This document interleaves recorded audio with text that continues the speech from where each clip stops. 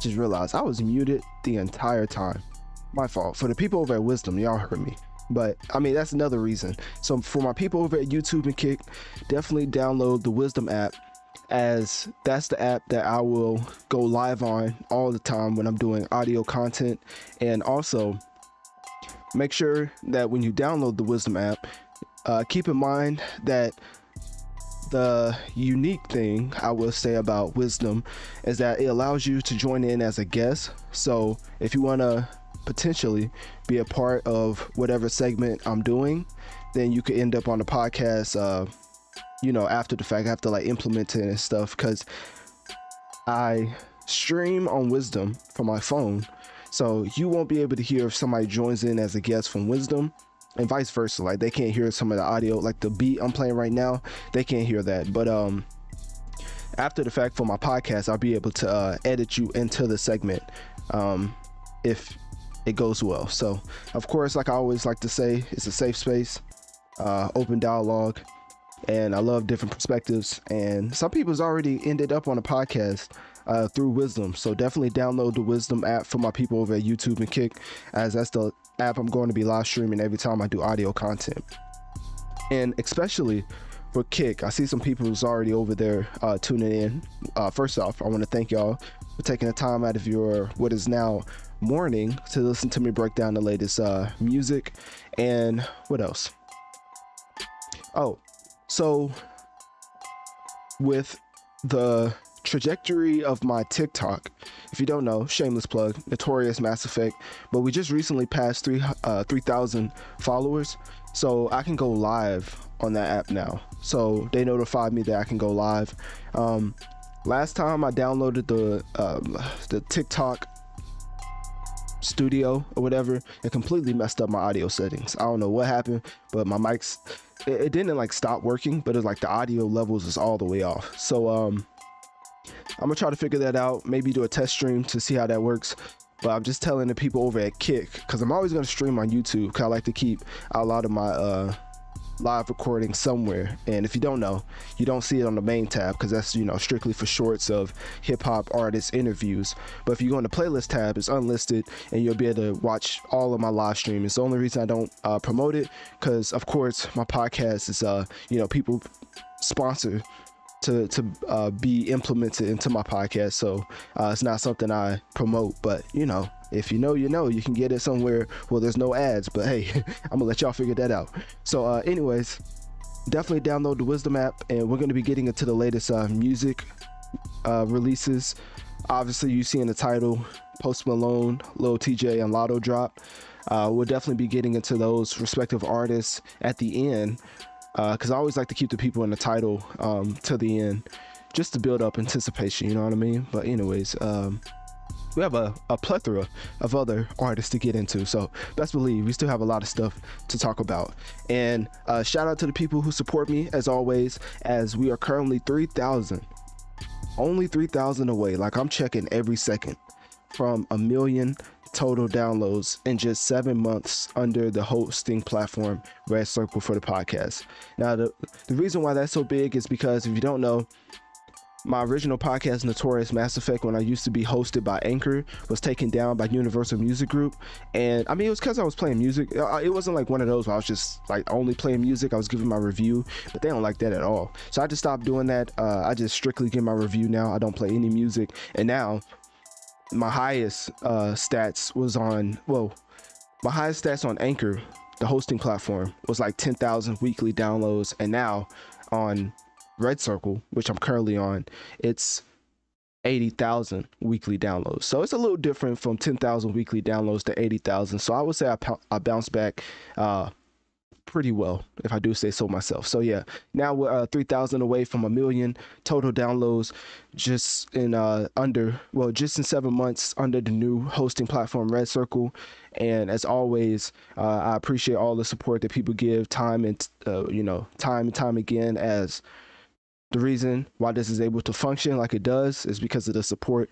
So for anybody who's hearing this that's new, make sure to click my Linktree in my bio to follow whatever social medias you use, as it has all the links, easy to use, and directs you directly to what you need. So if you need specific platform to listen to my podcast, my Linktree has that. If you only have TikTok, my Linktree has that. My my Linktree has every social media you could possibly imagine, just for you to click on and follow. So it's very easy, I would say. So, anyways, enough with the shameless promotion. Let's get into the music, and let's see who we're gonna start with.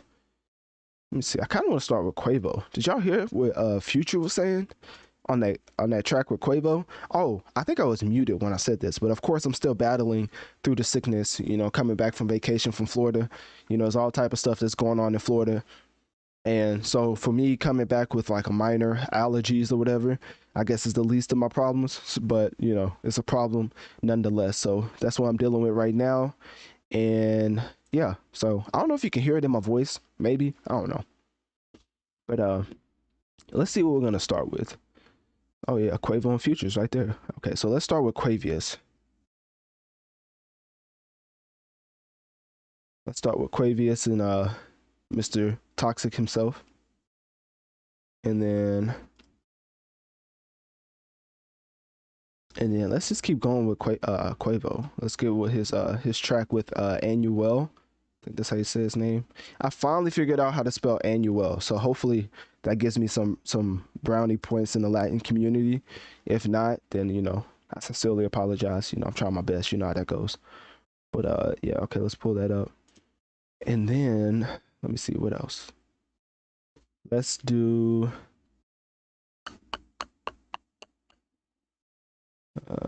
saving Latto for last. Let's do King Von. So we get straight into King Von.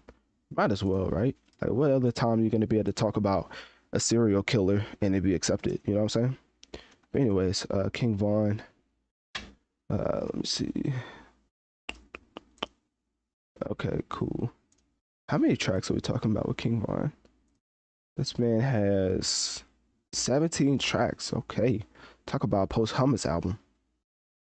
I think the track with Little Durk is probably the only ones we really need to talk about. Phil Jackson seems to be going crazy. Was this already released? Let's see. When was Phil Jackson by King Von and it's not even showing there. King Von and Polo G released.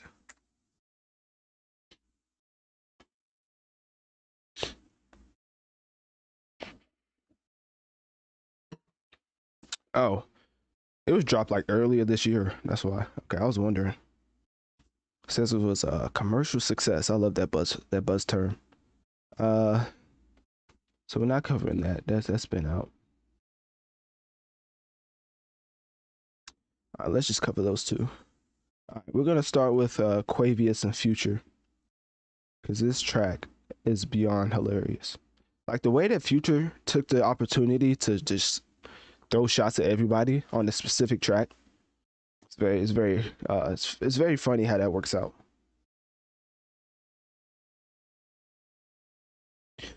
Let me see. Okay. Also, I use Restream, so I'm gonna have to figure out how that works as far as TikTok and implementing that. Cause I know TikTok is not the easiest to integrate with other stuff. So, but we gonna figure it out. You know what I mean? We gonna figure it out. Mm-mm-mm.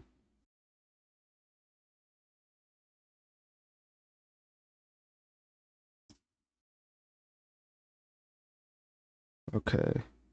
Try to make sure I have everything. Let's see, what do we have up right now?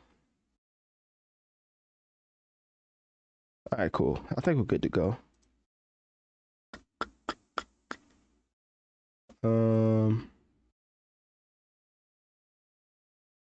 All right. And also I do have the kick chat up because for some reason Restream doesn't really keep up with the kick chat, so I have that up just in case y'all want to comment. But as always, for my people over in the live session at Wisdom, I see we have 4 people in there that just came in right now. I appreciate y'all. Just know that if you want to join, give your perspective, tell me I'm completely wrong or I'm completely right. It's whatever, it's an open space, well, safe space, open dialogue. And yeah, I love different perspectives. So feel free to jump in, and I would prefer it to be on topic, but if not, then you can wait till like these intermissions when I'm going and looking up each track. So hopefully that makes sense. If not, all right, Quavo, click up.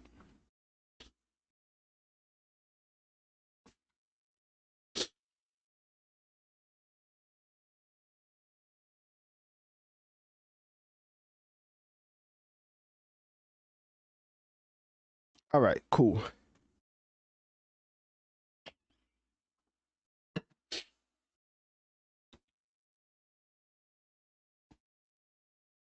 I'll make sure I know where it's at.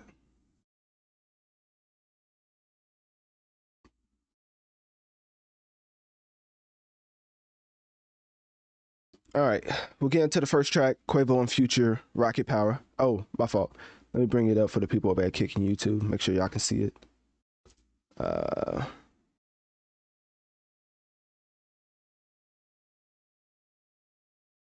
Okay, y'all should be able to see it now, I believe. Yeah. Okay, cool. Should I zoom in? I mean, it's already pretty big. I think y'all can see it at this point. Okay, cool. All right, let's get into it right now.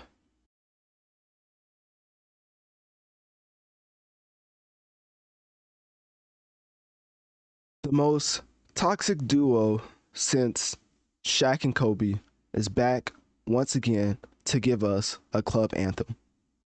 And what I'm specifically talking about is the track called Turn Your Click Up. I know, probably one of the most artistic and unique track titles you ever heard in your life. But let me just tell you this. Future and Quavo, well, Quavius as I like to call him, pause. But I believe that when these two get together, they leave no clip or no bullet in the chamber. They leave no bullet in the chamber because the way that Future came on this track, you would have think that he's been holding this since 2020. Because let me just tell you, the way that he came on this track, and he basically said, I ball in his mall for my brothers. Go yard bag, tote the corduroy. I think that's how you say it. I don't know. I'm a regular civilian out in these streets. I got it out the field, and then just out of nowhere, out of left field, no pun intended, he says, forget Russell. Except forget was a much more explicit term that I cannot say on this podcast because this is a PG podcast. But that's besides the point, right? You would think he would have just stopped at forget Russell, right? Which, if you don't know, he's definitely talking about Russell Wilson. And if you've seen the season he had last year, the last thing he needs is for more anthems for his opposition to play while he's trying to warm up before the game. But that's besides the point. Future goes on to say, going as Lori, I bought the paddock. But this is from Genius. And when I was listening to the track and matching up the lyrics on Genius, it didn't really sound like what he was saying. I do believe that rappers always diss Genius for misquoting them for a reason. I think this is one of those reasons, because I believe he says something after going as Lori. Like, I don't even think he says going as Lori, but basically, because I listened to the track, of course, it's a direct shot at Lori Harvey, of course, and then he said Ben going as Jordan, then he said something else, which I think is a shot at Jordan's son because he's dating like Larsa Pippen. I don't know, man. For me, I try to stick to the music. So when it's implemented into the music, that gives me the green light to really give my thoughts off on what I believe is very controversial in today's hip hop society. Because the way that Future just gasses the City Boys movement. Like if it wasn't for Future Hendrix and his lyrics, I don't know if the City Boys would be as toxic as they are in today's society. You do have that information, what you will. But anyways, let's get back into the music, of course. As after Future threw shots at his ex, even his ex's husband, you know, after he just got all that toxicity out of his system, we got back to reality of the situation, which is Takeoff's unfortunate passing, which is why Quavo is releasing. Let's see if I can find it. He's releasing Rocket Power merch, and he debuted it. I don't know how to say it. He debuted it in the streets of Paris, and it's a Takeoff's inspired collection with his very own pop-up shop, of course, which he debuted in Paris. And then a lot of people came out to support the line, of course, and then Quavo came out to co-sign the release of the Takeoff merch by basically saying, quote, real Rocket Power, not all those fake Photoshop images of Takeoff on the shirt and you're selling it, you know, out of the back of your trunk. You know, no disrespect to how anybody gets it out here, but you know, I'm basically saying what Quavius is saying, which is this is the real Rocket Power, which is basically saying that this is the real Takeoff merch. And then he goes on to say, pop up was crazy. Fans showed the true power. Hashtag Rocket Power soon. What city next? With the question mark. So with that being said, I believe that this is a pretty solid single to start off whatever this Takeoff tribute project will be, whether it's a mixtape, album. I'm pretty sure that Quavo is under certain contract terms that he better say is an album, unless he just wants to give out a project for free, which is why you don't see too many artists coming out and saying, oh, this is a mixtape, unless they've already got it counted as a album from the label. Because for some reason labels don't want mixtape, they want albums, which nowadays, like maybe back in the Lil Wayne era where he was rapping on already released popular beats, mixtapes nowadays are like brand new projects. So I don't understand the difference, but you know, it's a lot of intricacies that goes into that, so we're gonna stay away from that. All I really wanted to touch on was Quavo putting this out as a tribute for a Takeoff inspired project coming out soon. He also has a Takeoff inspired merch line, which is called Rocket Power merch. And also, for the last tidbit on this track, Future left no bullet in the chamber as he was dissing any and everybody that he used to be associated with. So click my link tree in my bio. Let me know on one of my social medias. What do you think about Future just not having no regards for human life on this track as far as just shooting at everybody? And do you think that he should let go of the beefs he has with his exes, or should he keep up this notorious toxicity vibe?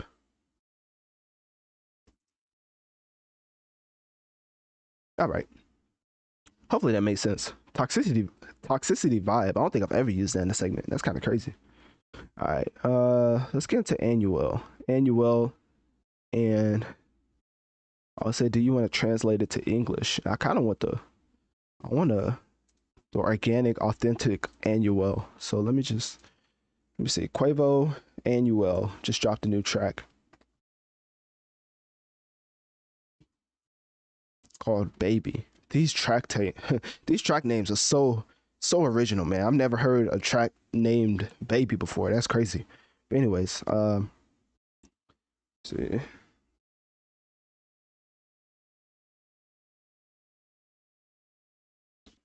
Has Annuel? I wonder if Annuel and Quavo ever released a track. Shout out to people over at Wisdom. I see we're 7 deep right now. Appreciate y'all for coming through in the early morning, I guess technically, to listen to me break down the latest music releases. Right now we're getting into Annuel and Quavo.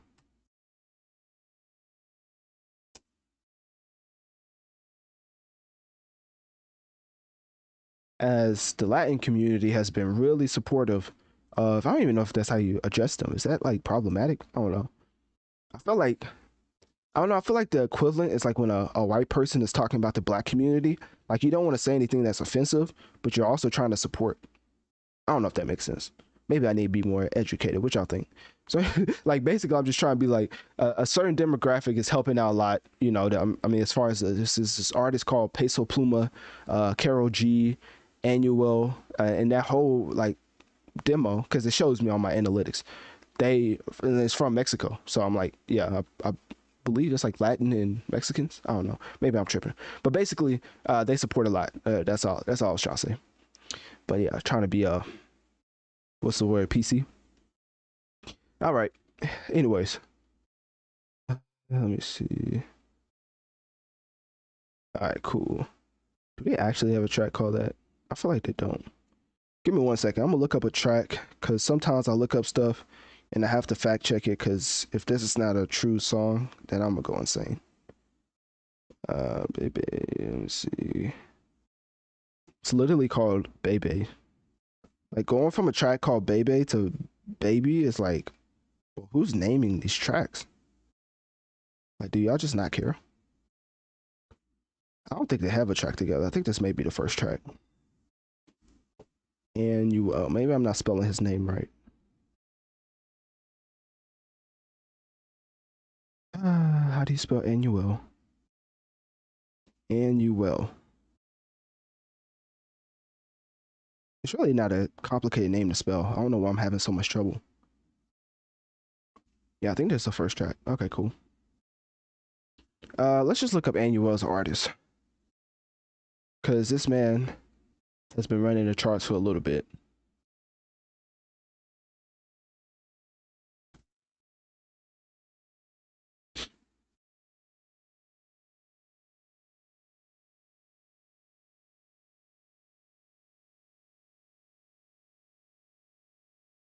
When getting into an artist like Annuel, I think you have to state that he's been running the charts for quite some time now. I mean, he's had hits like Outro Drago, which I don't even know if that's how you pronounce it, but that's one of the tracks. He's also had a track called Secreto and La Jupita. I don't even, hey, I'm completely butchering the pronunciation, but y'all get what I'm saying. He has another track called Bebe that peaked at number 32 on Hot 100. And the reason I say he's running the charts is basically because in the Latin community, and especially on the Latin charts, he's usually in the top three as far as his respective singles go. And he's probably one of the most, not probably, he is, because I'm not saying like the most popular, but he's one of the most popular Latin trap artists in the world. And he's very respected in his field, which is why when you put up those type of numbers, you get these type of collaborations with the likes of Quavo. So Quavius came to feature on an Annuel track, and it's titled Baby, and is produced by DJ Luan and Mabo Kings. Once again, pronunciations is crazy right now,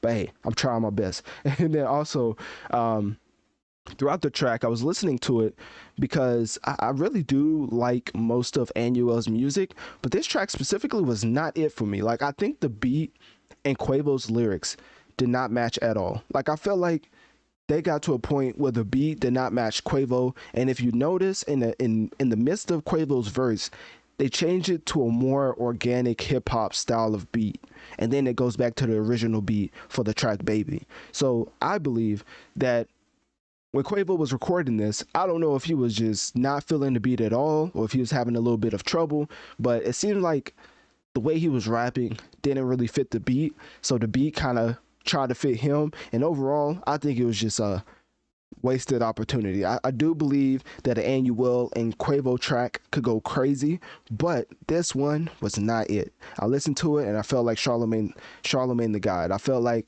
when he was in the studio listening to, I forget who was rapping. I think it was Jack Harlow or something. I forget who it was. But basically he was like, nah, that ain't it.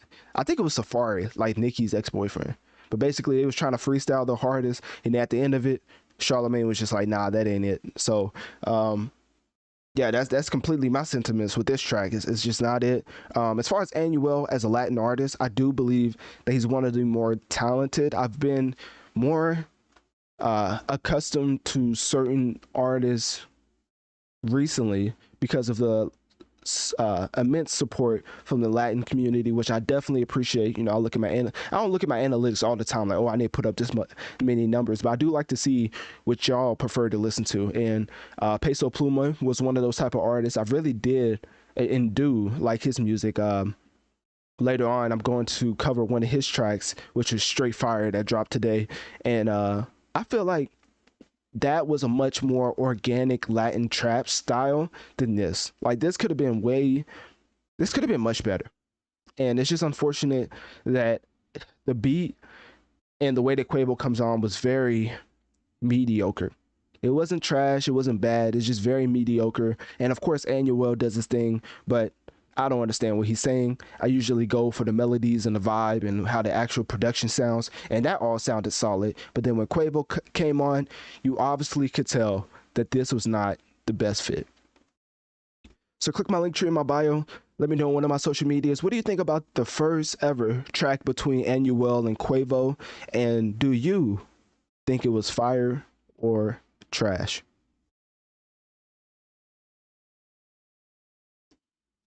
All right.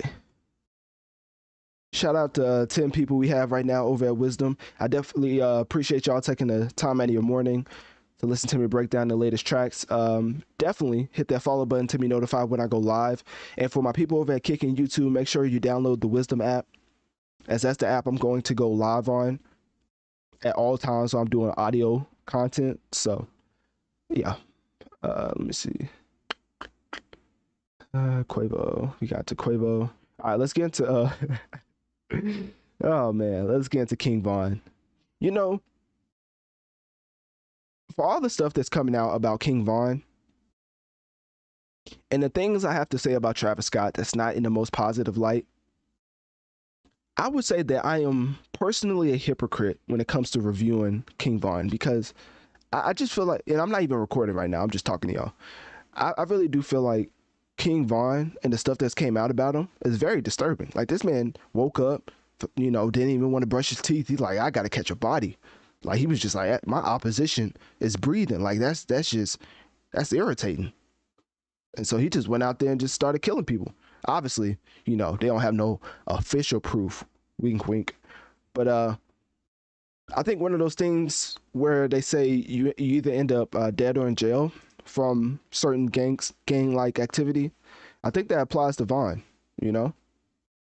So anyways, obviously I said that and I wasn't recording. I was just letting y'all know how I really felt. So let's get into the album. It's called Grandson. And let me see, King Von Grandson album.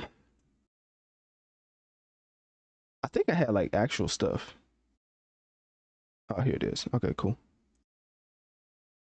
Let's see how this looks. All right, we're gonna change this right quick. I gotta change. I think I'm signed into my personal account, so let me switch that right quick. Obviously, y'all couldn't tell because it's only like one letter, but still. Add another account. Can we do Google? Let's do Google. It's just gonna sign me in. Please just sign me in. Why is it asking for my birth year?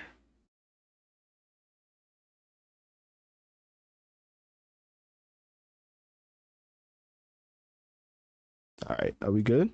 We good to go? Question mark? I think we are. I think we're good to go. All right, cool. Let's go back to this. Yeah. All right, how does this look?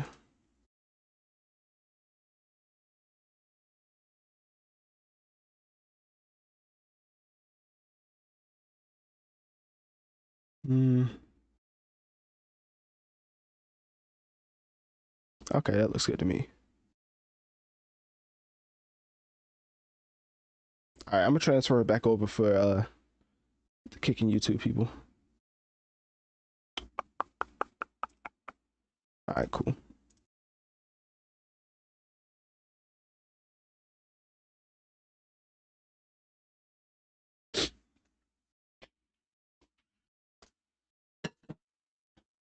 All right, let's get into Mr. Vaughn, Mr. Serial Killer himself. So King Von is back again, and by back I mean the estate of King Von, is back with a new posthumous album titled Grandson.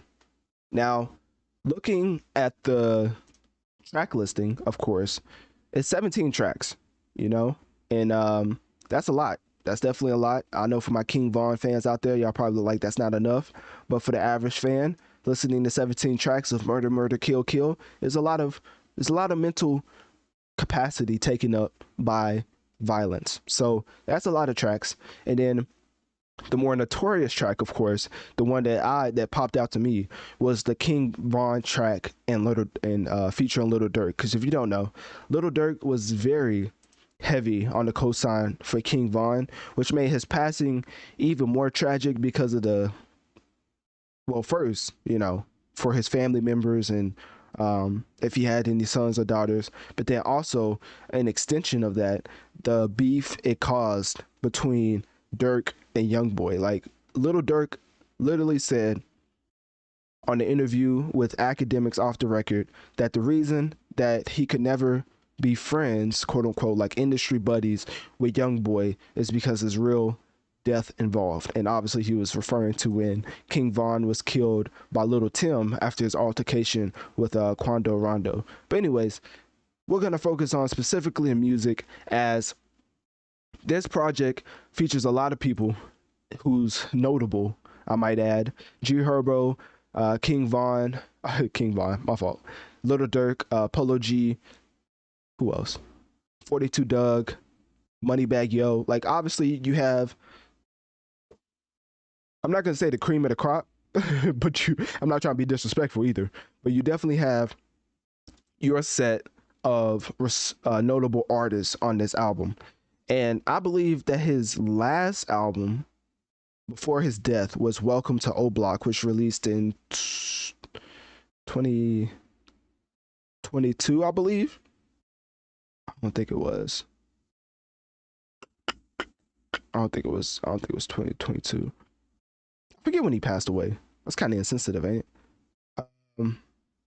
Okay, so I know Grandson came out 2019. We fact checking this because I'm definitely not just gonna give you a random date and then not find it. So King Von put out his Welcome to O Block album in 2020. And then he put out What It Means to Be King, which I think that was his first posthumous album in 2022. Yeah, if I do have my timelines correct.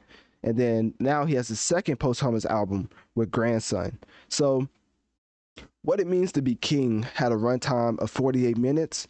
This album has a runtime of 46 minutes. So it's a pretty sweet spot, I guess you can say, but it's still a number of tracks to get through if you're stuck on the subject of murder, murder, kill, kill, So it's only so much a person can hear about spinning the block until they spin around and pause the track and go put on some Lecrae or some Justin Bieber or just something to soothe the soul after listening to all that violence.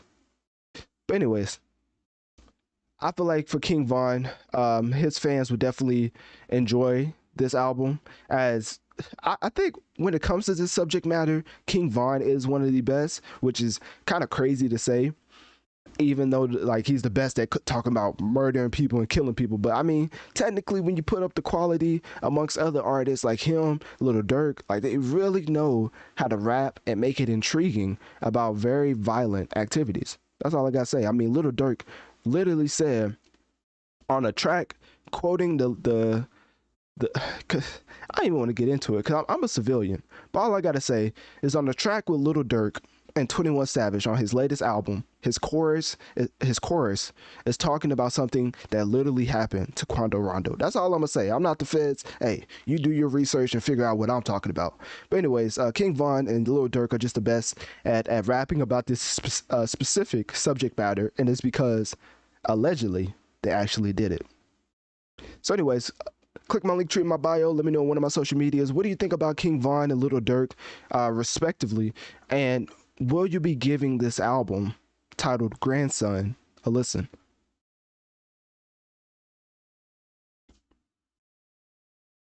All right, let me see. I think we're gonna get into another. I think we're done with King Von. I kind of want to touch on the King Von Little Dirk, because I think I may just title that King Von Little Dirk, because I'm not gonna lie, I'm not trying to really promote his album like that, but the every time I hear like King Von with a feature, for some weird reason, I have to listen to it because I know the bars from Little Dirk's gonna be up to date. So I don't know. I fall for it every time, man. So, anyways, let's keep looking. Shout out to 11 people we have over at Wisdom right now. I appreciate y'all taking the time out of your morning to listen to me break down the latest music releases. As you can probably tell, I'm definitely under the weather. Just came back from vacation from Florida. Not flexing, just letting you know why I'm like this, you know. So battling through it, you know what I'm saying? But let's get into Lil Tjay. We're saving him for the end. Anuel Quavo. Let's get into Peso Pluma. Does that pop up on there? It doesn't. Okay, cool. Let's get into Peso, and then let's get into Karol G. We're gonna get into some Latin music, because I'm not gonna lie, these two tracks, Peso and the one that Karol just put out, straight fire. I'm not even joking. Like, I literally, if you go to my playlist, which, you know, shameless plug, on my Linktree, I have a spot on there that says like what I'm listening to, and then there's this playlist called Fresh Fire, which is literally just music from this year that I enjoy to listen to, and that's like on there, and it just came out because those tracks are fire. Those tracks are beyond fire. All right, Bizarre Rap, no.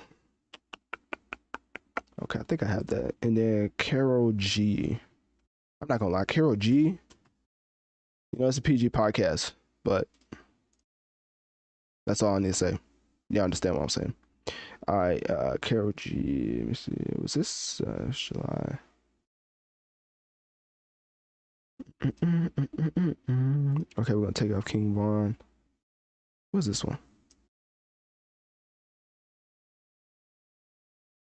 Oh, by the way, I just bought a whole new phone, like an entire new phone. I know what y'all probably thinking. You out here blowing your checks, man. And first off, I want to tell y'all, you know, I'm very responsible with my money. I would like to think, but yeah, I bought an entire new phone, and let's just say, y'all would not be able to guess the reason I bought this phone. Like y'all would. I feel like y'all minds automatically go to, oh, he just upgraded his phone, right? Oh man, just wait till I talk about it, man. Just wait till I talk about it. All I'm saying is I'm really dedicated to editing. Let's just say this phone helps out with a lot of that compatibility. And I don't know why I'm being so secretive with it, but I don't know. I just feel like it gets the people going. Isn't that what Kanye West said? Anyways, um, all right. Let me see. What's this right here? It's a Billboard article, so I think I may have to put 12-foot IO, because you already know how that's it. Like, they be like, "Hey, you trying to subscribe?" And I'd be like, "No." Then they be like, "You can't read the article," and I'd be like, "Hey, watch this." What Usher say? Watch this, and then I just completely put into 12-foot IO and get the whole article. Life hacks, man. Life hacks. All right. Let me see.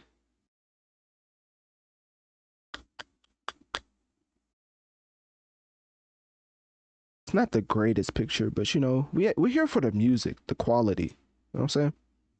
Not here for the other stuff, that superficial stuff. That's all I gotta say. I don't know what y'all here for. All right, let me pull this up right quick. Karol G S91. I ain't gonna lie, I feel like that's a unique and, you know, interesting title name, because it's like S91. Why is the title that? And then she probably tells us in the track. Let me see. What in the world? Karol G new track. We may just have to read off from here, because I have it pulled up, obviously, but trying to look at some other facts.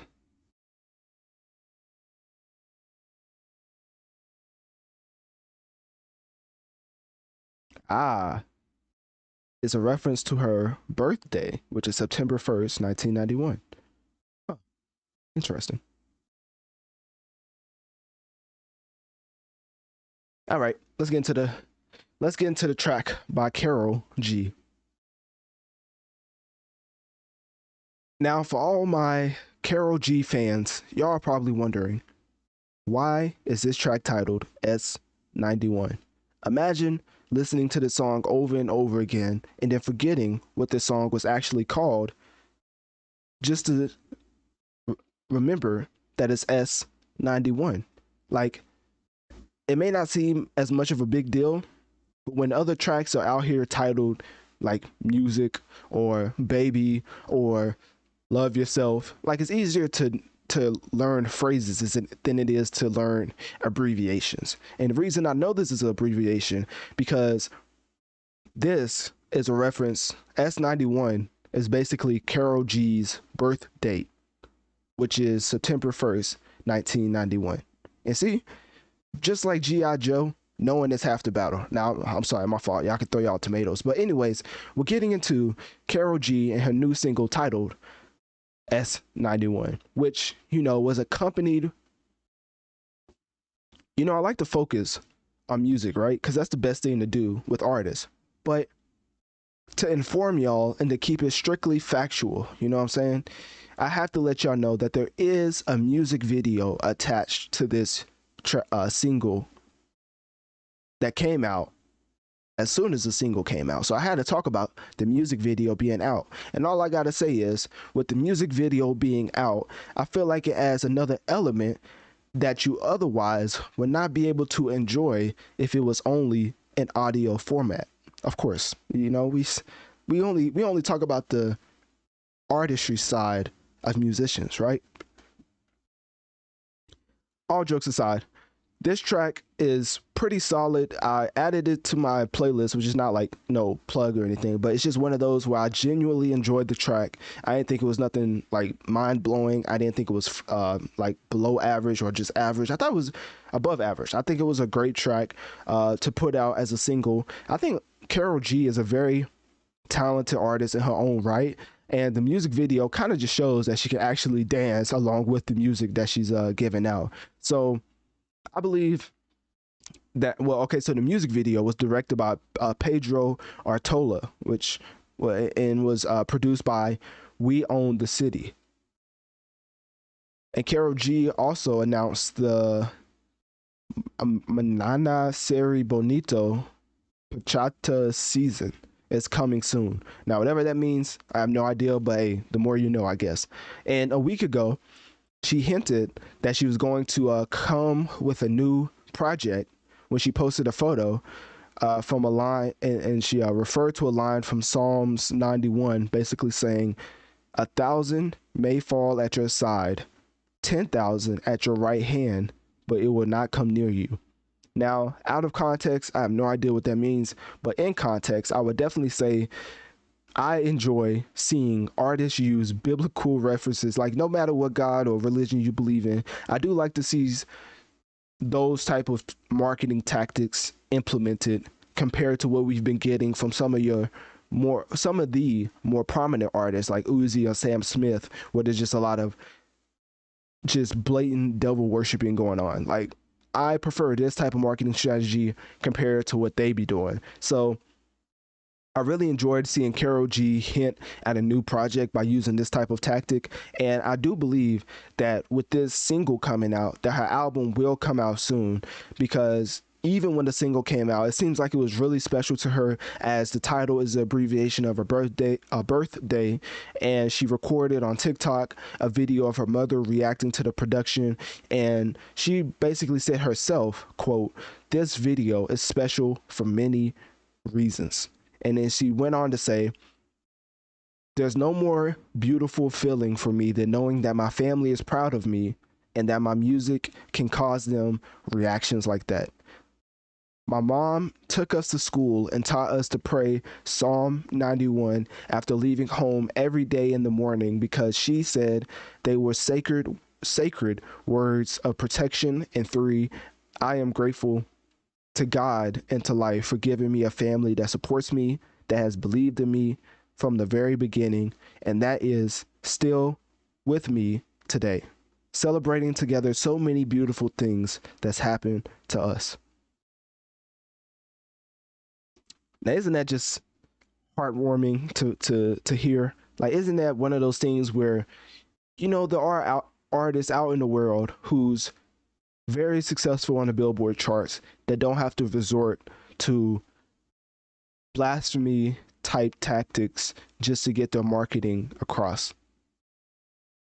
So clap it up for Karol G, man. She's out here really showcasing what it's like to be a true musician with like certain moral high grounds that doesn't let her stoop to some of the publicity stunts that involves a lot of that other stuff that Lil Uzi and Sam Smith was doing. You know, don't no discredit to them, but also I kind of am discrediting them at the same time, because if Karol G can put up these type of numbers with the type of marketing tactics that she uses, then why can't they also? So click my link tree in my bio. Let me know on one of my social medias. What do you think about Karol G dropping a new single titled S91? Will you be giving it a listen? And if you did, do you think this is one of the best songs or singles that Karol G has ever put out? All right, taking a 5-second break. Give me 1 second.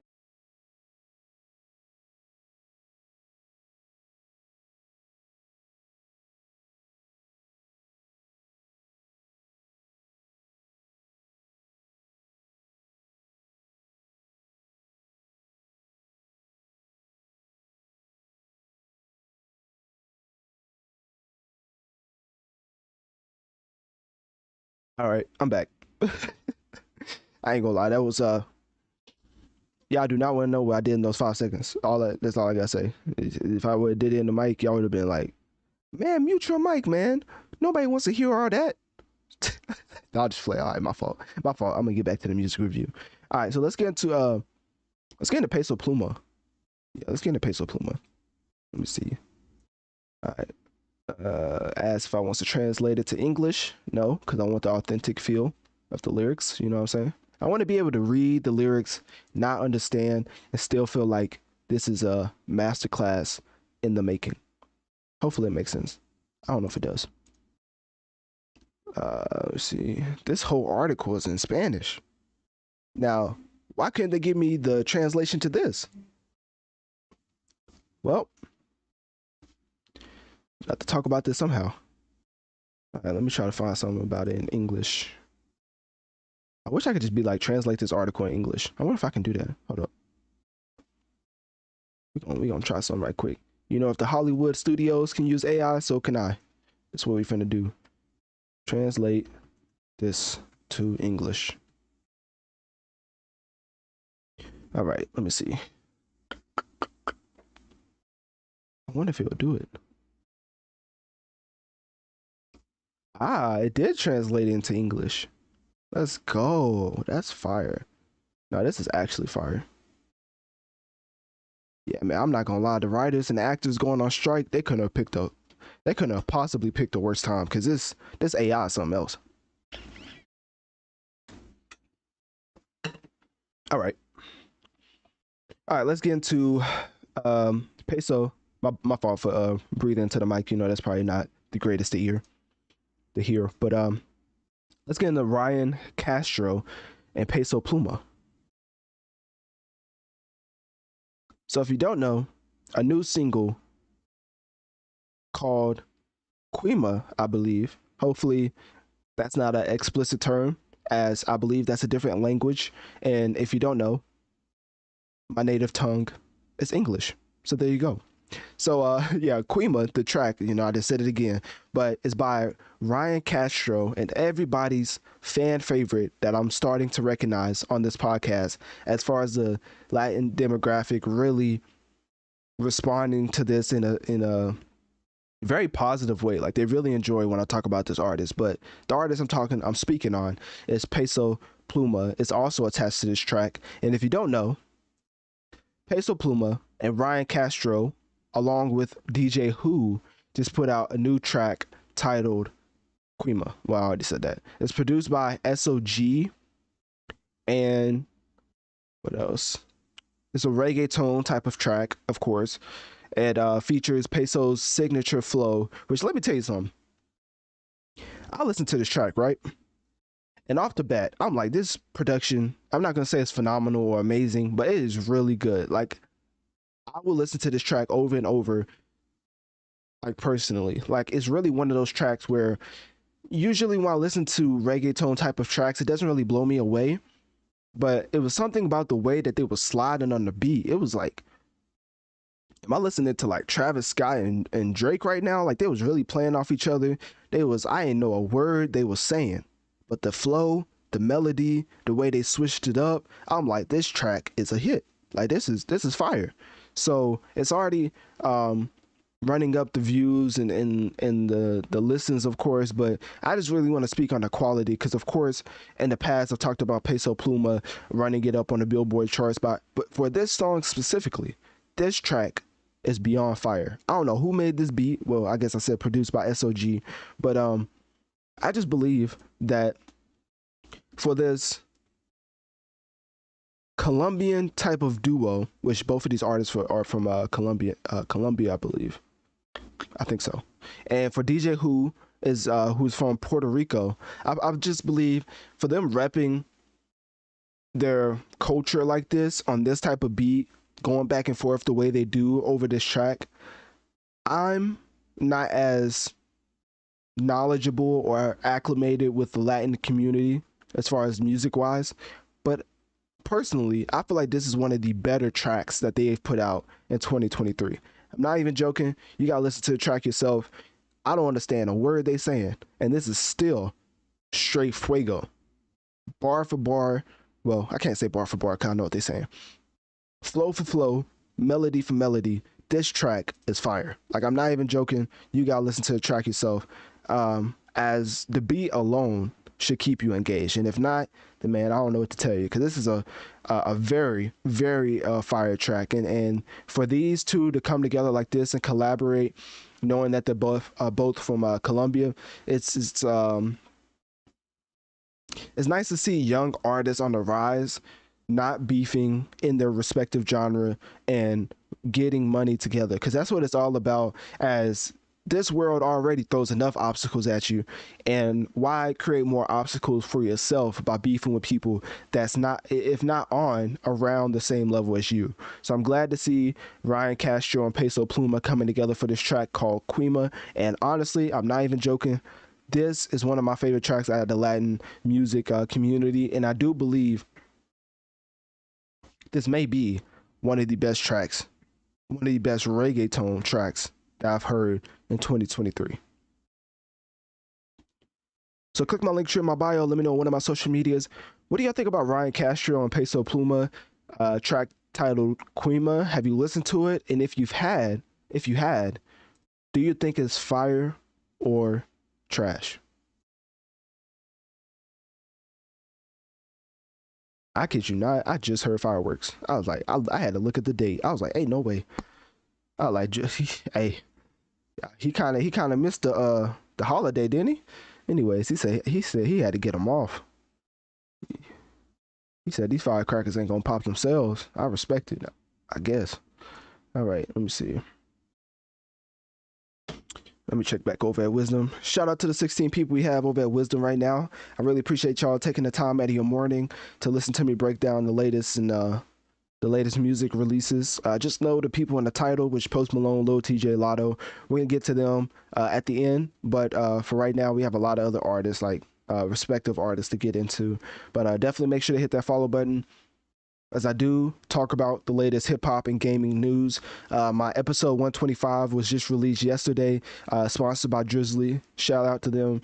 And what else? 3,000 away from 1 million total downloads. So let's just say the journey has been great, and I'm just blessed to be able to do this and actually make some type of life out of it. You know what I mean? It's actually kind of crazy. You know, it's one of those things where you're doing it. This is a side tangent. I don't even know why I'm going like this, but it's one of those things where you're doing it, right? And you're doing it just for the love of recording and wanting to put out information that people can retain and use in their life. Like, I want you to be able to listen to this and come away with something. I don't want you to just listen to me talking about nothing, you know? So when they actually started to garner attention, and I generated a supporting base, 'cause I don't like the word fans, but I like the supporters who supported me throughout this whole entire journey, because I started technically in 2020. and for us to be like so close to 1 million total downloads, because if you don't know, like downloads is different from a listen, as far as like revenue wise. I know it's kind of weird, but so for listens, I don't even know why. This should be like a Patreon type thing. But anyways, I guess I'll say downloads is counted differently. So people, ads and brands pay me different than they do for listens. Listens is not really anything. Like anybody can click listen and go away. So it's like downloads a little different because that means like it's offline. They can listen to it whenever. And I know other hosting platforms, they do listens and they don't really count downloads like that, but then you don't make as much, which is, it's not all about the money. But all I gotta say is Red Circle is definitely one of the best hosting platforms out there. And I may be a little biased, but hey, like I just said, um, it's a little different. The bag they give you is a little different. But anyways, all right, let's keep going. All right, what do we have next? Let me see. I think this is going pretty smooth. I think we're almost finished. I think Latto, Quavo, Future. Yeah, I think we're almost done. Latto, King Von, Lil Tjay, Rita Ora. Who's that? Rita Ora. I don't think I'm covering them. Jungkook. Oh, that's Latto. Post Malone. Ooh, okay. I think we're into the titles now. Is that? Let me see. That was kind of fast. One, two. I mean, I'm not complaining, of course, but one. I don't want to miss when I hit 1 million. Like I know that sounds so crazy, but I want to like. I know I'm not gonna be able to get it specifically on 1 million, but I do want to screenshot the million, like close to it. So actually, let me check right now. Right now we are at 998,000. Okay, it's 750. So we're getting close. We'll probably get it while I'm asleep. Now that I think about it, dang, darn it. I mean, it's not bad, but you know, I'm not staying up for that. It's not that serious. I mean, it is that serious, but you know, I ain't trying to like. Yeah, I get what I'm saying. Hopefully, if not, then you know, I apologize. I sincerely apologize. You know, for the rambling tactics. All right, let's do Lil Tjay. So we're getting into the artist and the title now. So we're officially wrapping up. We're gonna get into Lil Tjay and his album. It's like 222, right? Yeah, it's 222. And then we're gonna get into Latto. That track's also fire. When I figured out the subject matter, and I ain't gonna lie, it was Jungkook. He was talking that talk. I was like, bro, ain't no way. Like what he was talking about in the track was physically impossible. I mean, it was like every minute of every hour. I was like, all right, you got it. I can't do it. I can't even function like that. I think I had to go to the doctor or something. I need a couple pills. Anyways, I guess we all can't aspire to be Jungkook, man. All right, let me see. Post Malone, new song, Overdrive. Should I get into the lyrics? I feel like for an artist like Post Malone, you have to respect him enough to get into the lyrics. You know what I'm saying? So let's get into the lyrics.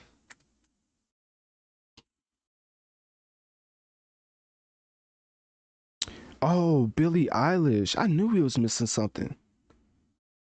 I don't know if this will crash it. Hopefully this is slow it down. Let me look at the stream. Actually, I haven't even dropped any frames. Yeah, we're doing good. I'm not gonna look at it. I'm just gonna open it up and hope nothing crashes. Whenever I open up Spotify, I don't know why, but it's really intensive on my hardware. I know that sounded so nerdy. My fault. Yeah, I swear I don't try to be this nerdy. What was I made for? Okay, that's what it is. You know we gotta talk about Billie Eilish. Come on now. What was I made for? I didn't stream new music last week, and guess who dropped? The 1 week I don't stream, and guess who dropped? Taylor Swift. Taylor Swift dropped, and I wasn't like, what in the world? Out of all the weeks in this entire year, she could have dropped.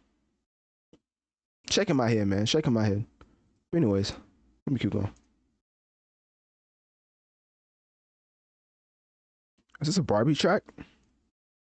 Ain't no way. It's Billie Eilish on the Barbie soundtrack? Ah, okay. What was I made for? Ah, it is the Barbie track. Interesting. All right, let's put this over there.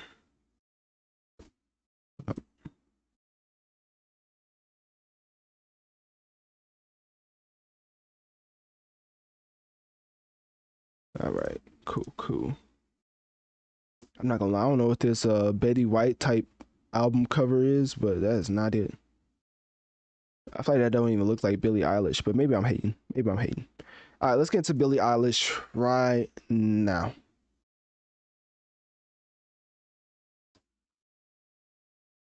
Who else to cap off the Barbie soundtrack? Like, actually, who else would you choose to cap off the Barbie movie soundtrack other than Billie Eilish? So now, not only do you have Dua Lipa, not only do you have the queen of hip hop, Nicki Minaj, but then you also have Barbie Eilish. And yes, I mixed the two names. But anyway, so she released a new track titled What Was I Made For to cap off the Barbie album. And obviously, the movie is coming out soon. I forget when the movie comes out. Do they tell me when the movie comes out? The movie hits July theaters. I feel like I'm on a promo run right now. The movie will come out on theaters July 21st. Make sure you get them tickets, baby. No, I'm just playing. My fault. My fault. Okay. All right. Honestly, I listened to the track, right? And I lied. I didn't listen to the track. I thought I listened to the track. I skipped down the track. Not on purpose. I just completely forgot. So I can't tell you if this track is fire or trash. But what I can tell you is that the targeted demo for the Barbie movie is not the demo that's going to show up to watch the movie. I don't know what it is about Barbieheimer or the Oppenheimer movie combined with Barbie, but whoever did that, the marketing geniuses, and they need a raise. Well, I guess they probably won't get a raise because they all on strike, but you know what I'm saying. Somebody who did not feel like going on strike needs a raise. Whoever came up with Barbieheimer. I don't know if it was the social media accounts who came up with this nickname, but people took it and ran with it. I'm not so sure if the sales would be the same if not for Barbieheimer, because I believe that Barbie would have sold well, of course. But if you never watch Grace Randolph, who reviews movies and TV shows, she's really well spoken when it comes to that industry side of things. She basically said that Margot Robbie, or whatever you say her name is, whatever her name is, she's not the best at selling movies, being the lead actor. I can't fact check that. That was something that's Grace Randolph's words, not mine. But she's more into the movie TV space. So I'm not saying that this movie would have flopped. All I'm saying is Barbieheimer has put this movie on a whole other social impact scale than it otherwise would be, in my opinion, in my humble opinion. And the soundtrack does not hurt one bit. Having Nicki Minaj, who for decades has been calling herself Barbie to the point where her fan base, her literal cult like fan base is called the Barbs. So for her to be on this Barbie soundtrack, you already know she's going to be having her fan base support this movie.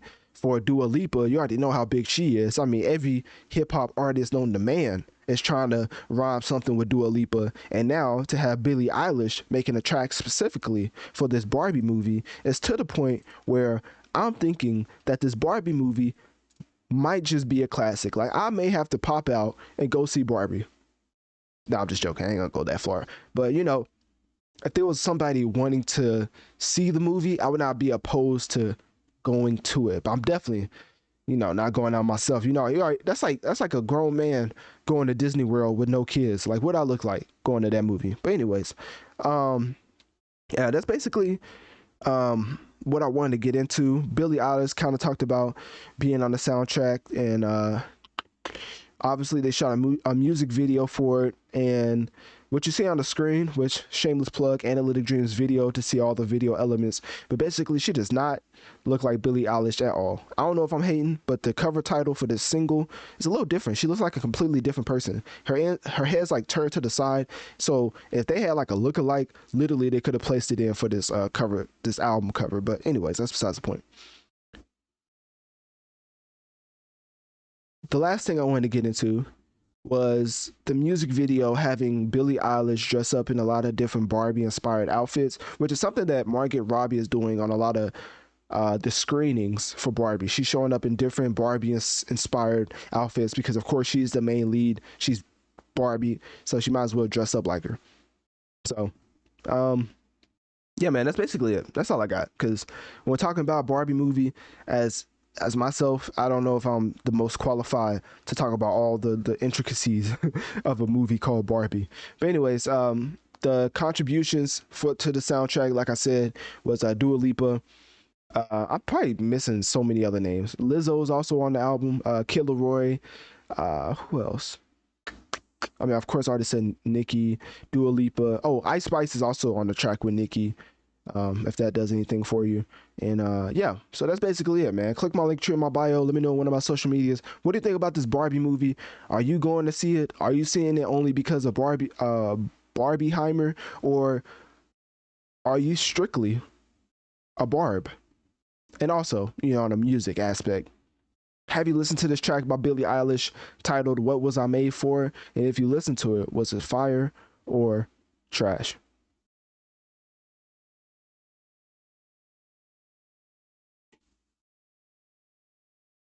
Alrighty. Shout out to the 16 people we have over at Wisdom right now. I definitely appreciate y'all taking the time out of your morning to listen to me break down the latest music releases.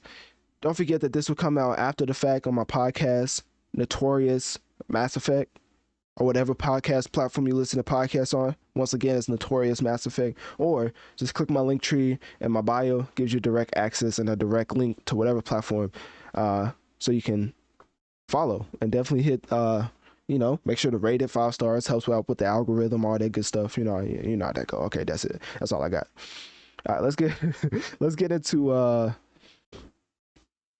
kind of want to get into Jungkook and Latto. So let's get into Latto. First off, let me make sure and try to have too many ads on this.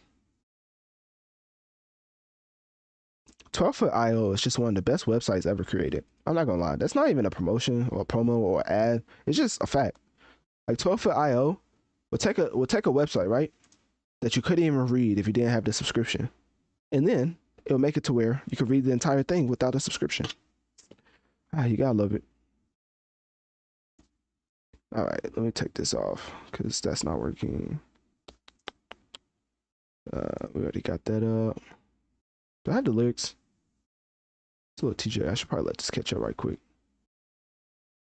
I mean, let me see. A Latto, little Tjay. Post Malone. Oh, here we go. Should I get into lyrics? I should probably get into lyrics. I kind of want to read this out. Like, this man was very. I don't even know if horny is the word. Like, this man's beyond horny. It's very crazy. Let me see if I can bring this up.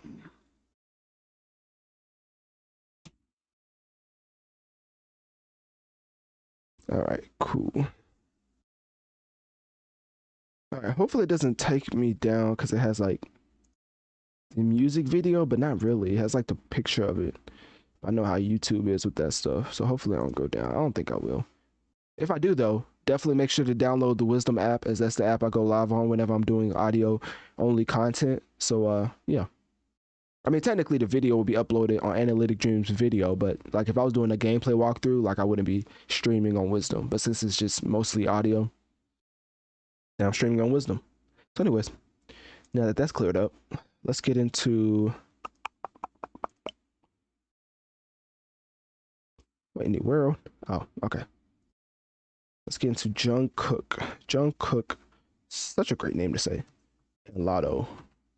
New track called 7. I need the lyrics for this track. I ain't gonna lie to you. I need it. Latto, Jungkook, 7.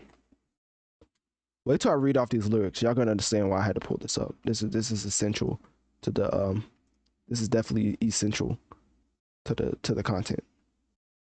Where's genius when you need them? All the sites in the world is covering this track. That's crazy. Couldn't get that love for Peso Pluma or Karol G. That's crazy. Well, not Karol G. Peso Pluma or Anuel. I guess they not on that level.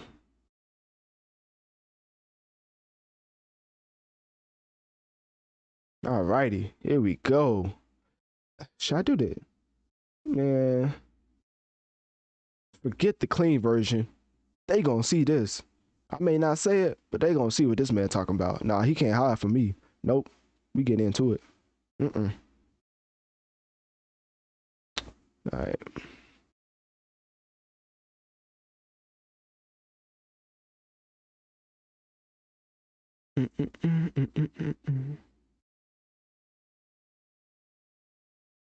All right, let's get into it. I'm about to read off these lyrics. We finna break this down because this don't make no sense. All right, let's get into it right now.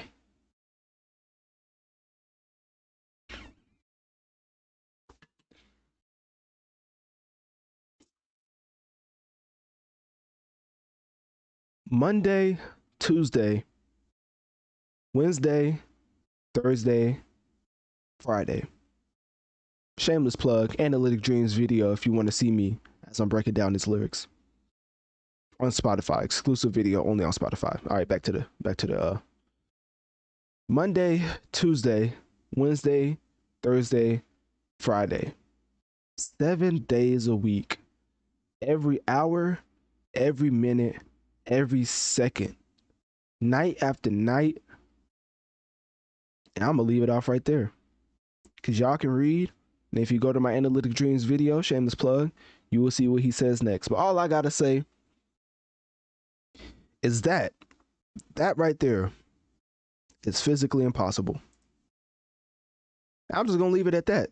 Because Jungkook took it upon himself to put out a new track, which is fire, by the way. Don't let me reading off those lyrics make you get some type of perception that I don't like the track. This track is beyond fire. But I do have to point out the false statements in this track. That's all I gotta say. I'm not being a hater. It's just the stuff that he's talking about for the duration that he's talking about is physically impossible. That's all I gotta say. So anyways, this is a Grammy nominated artist, of course, from the famous, iconic, notorious one of the best, maybe the best K-pop group ever created. And of course, I'm talking about BTS, as Jungkook put out a new single titled 7. And not only did he pick the right artist for this track, but the subject matter attached to this artist is a match made in heaven. So anyways, Latto, of course, is on this track, who is also a Grammy nominated rapper. And BTS announced the news by launching an official teaser of the music video, which they said Latto does not appear in, but I've heard from other sources that she actually does appear in the music video. I've only listened to the track and I haven't watched the actual music video. So for everybody who only watches music videos of particular artists on that Drake type beat, when you saying she raps 10 on she's a 10 on mute, when she raps she's a 10 on mute, like that's not my type of that's not my type of feng shui, you know what I mean? That's not how I rock. That's not how I like to allocate my time. I like to focus on the quality, of course. But Latto, nah, my fault. So anyways, Jungkook and Latto, they have a music video, they have a track titled 7. And Latto, of course, being beyond grateful for this opportunity to be collaborating with one of the greatest K-pop artists ever. And maybe one of the greatest artists ever. Like putting BTS up there with some, honestly, people gonna get mad at me, but they may be the Beatles for Korea. I ain't gonna lie. They may be the Korean Beatles. Like they the K Beatles. Cause at this point, the numbers that BTS puts up, they literally, most of the artists on this group in this group are currently deployed, like have like mandatory deployment, and they won't be back for like a year or two. But other artists, no, the other members of this group was like old enough or young enough to where they didn't have to go just yet, or they already passed the age limit or whatever. But basically, so Jungkook, and there's another one that's I'm completely forgetting. He did a track with J. Cole. I'm completely forgetting his name right now. But basically, there's like 2 or 3 artists out of that group that's still out putting out music, right? So they're still putting up these numbers by just being solo acts. And that's just all you need to know. This group is beyond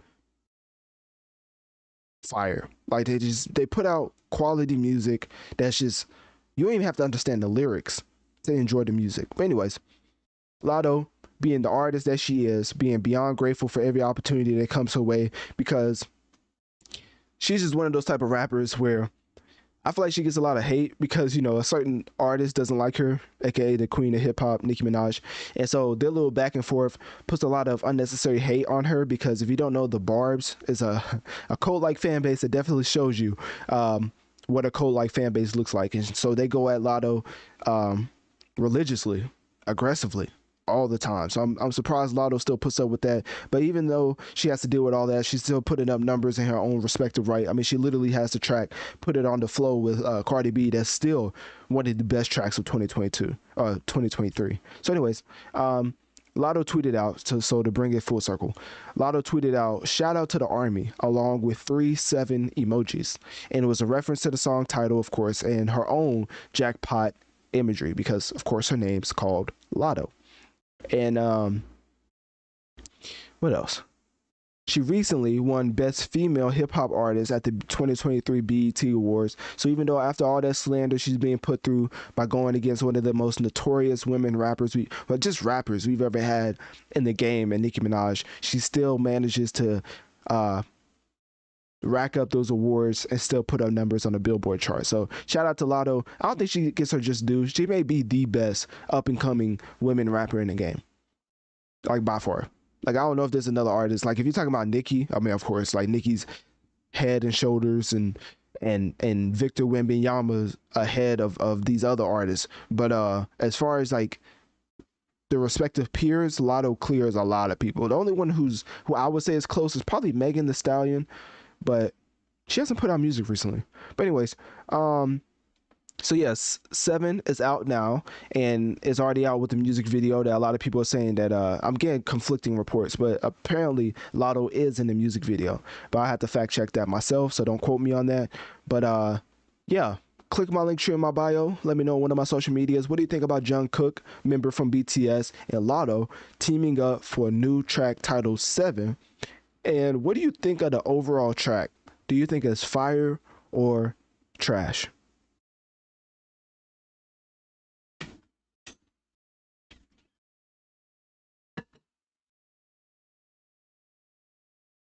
All right. Alrighty. Post Malone, post. Put him in a post. Nah, it's fine. But what Nikki say? Put him in the post like Malone though. I don't even like. I don't know what that means. I don't know what that means. But she said it though. So if Nikki said it, hey, I guess. All right, let me see. We're gonna go straight into Posty. Pause.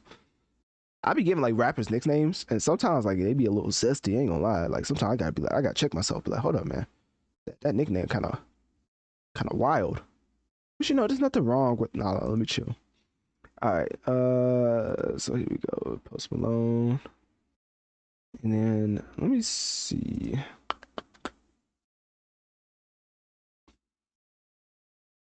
This album, this like single cover is beyond hilarious. Like it's literally just him at the beach. But not the beach, but just him by a pool. Like, did he put any effort into his did he put any effort into his title or his just album title cover? I guess not. All right, cool. Let's get into Post Malone.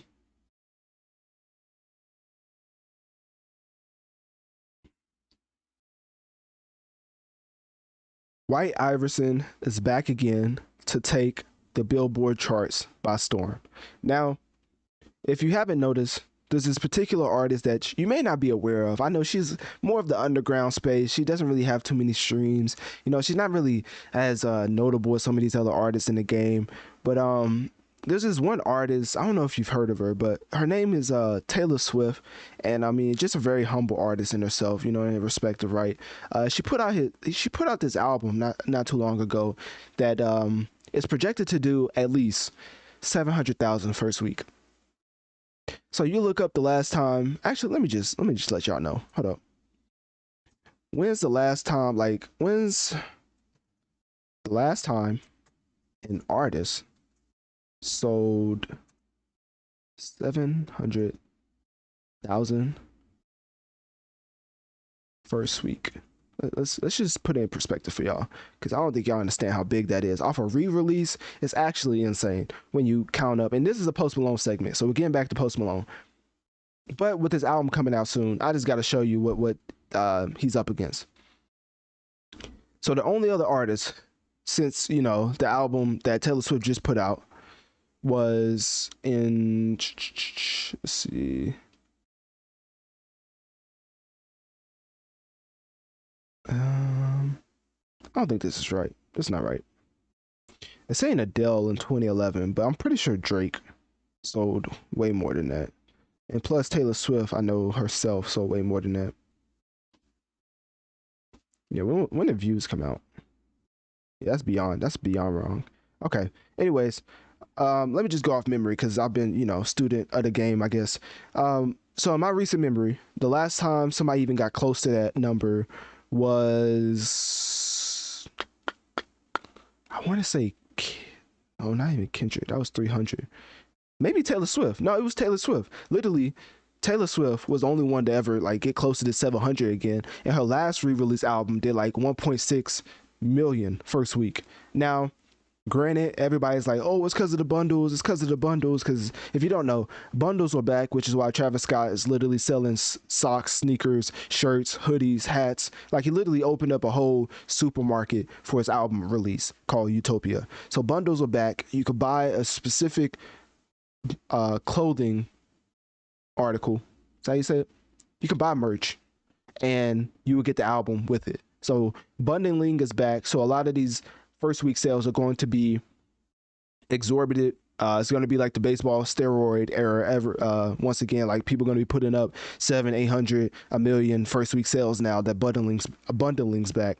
But Taylor Swift is probably the best to do this, because if you don't know, the reason why hip hop artists can't really bundle their music, this is supposed to be a Post Malone talk. So forget all that. It just, when did I talk about that? I think it's the first time I ever talked about it. We're talking about Post Malone. So if you want to, I can break down the Travis Scott stuff later. But I don't know how I got off the rails. Oh, okay. So Post Malone's putting out a new single titled Overdrive. So this is in anticipation for his album that's coming out on the 28th. That I guess it kind of goes back into my point with Taylor Swift and Travis, because he's trying to, I would guess, a major label artist is trying to get a #1 when he releases his album. I'm just gonna, you know, just throw that guess out there, you know, a hot take. A popular artist wants a #1. So when he puts out this album, he's going to be competing with not only Taylor Swift, but allegedly Travis Scott, as his album Utopia is set to come out soon. And Travis Scott has also, Post Malone has already said, like, this is set in stone. 7/28. So July 28th, Republic came out, said it. Post Malone came out, said it. Overdrive is just one of the singles from the album. And what was the other tracks? It was Chemical. I think there was Morning, and then Overdrive. So we've already had 3 singles leading up to the album, which is a certified rollout, like an actual solid rollout. So I believe Post Malone will sell well, but that's why I brought up the bundling. Okay, so bundling, I don't think Post Malone's doing that at all. So his sales, I don't think will be able to compete with Travis and Taylor Swift. Well, if Travis puts out his album, but even if he doesn't, Taylor Swift's 3rd week will still be able to compete with Post Malone's 1st week. I know y'all gonna call me crazy, but Taylor Swift is really the most popular artist when it comes to streaming sales and Billboard charts because of the way that she uses bundling. And that's not even an excuse, because if every artist could attach an album with 30 to 20 to 30, if every artist could attach album sale to $20 to $30 socks, they would as well, but they can't. So Taylor Swift is doing the bundling. She's bundling like vinyls and stuff, like different versions of the album cover. So she's gonna have her sales carry over like over time. Like it's not gonna go from 700 first week, which is like the projected number. It could be higher, it could be lower, to the third week when Post Malone drops. Well, the third weekend where Post Malone drops to like 100,000. Like it's not gonna have that much of a drop off because people are gonna still be buying the different covers of the vinyls. So I believe Post Malone has his work cut out for him when it comes to trying to achieve that number one album. Because let's see. Because I do want to know this fact, because I believe Drake, Uzi, and Jermaine Cole, aka J. Cole, is the only artist to have every single album go number one. So maybe Post Malone doesn't even care about that. Maybe he just wants an album out to count towards his contract, right? Post Malone number of...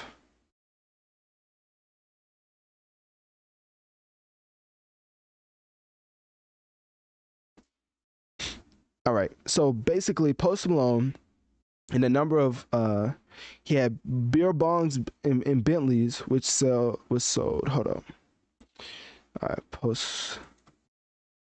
the reason why this is important, because this is how artists like literally schedule the whole rollout. Like he wouldn't be dropping single after single after single, humongous rollout before the album just to go number two. So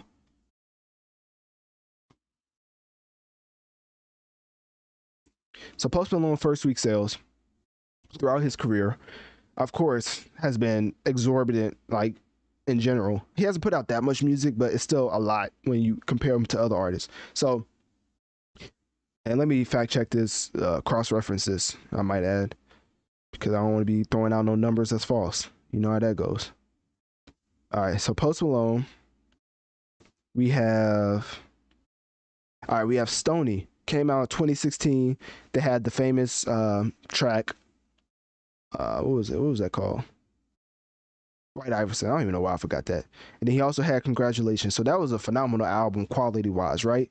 That only sold 58,000 first week. Okay. Beer bongs and Bentleys. This is when everybody was on the Post Malone wave. Everybody realized that this guy is the next, like, whatever. So Beer bongs and Bentleys came out in 2018. That sold 460 something thousand. Then you had Hollywood's Bleeding. That's the next lead up. Everybody loved Stoney. Everybody loved Beer bongs and Bentleys. Here comes Hollywood's Bleeding, which didn't really have as much as a commercial acclaim as far as them liking it, but it was still pretty solid. That sold around 489,000 first week. So Stoney already came in number 6 as far as first week sales. So he already has missed out.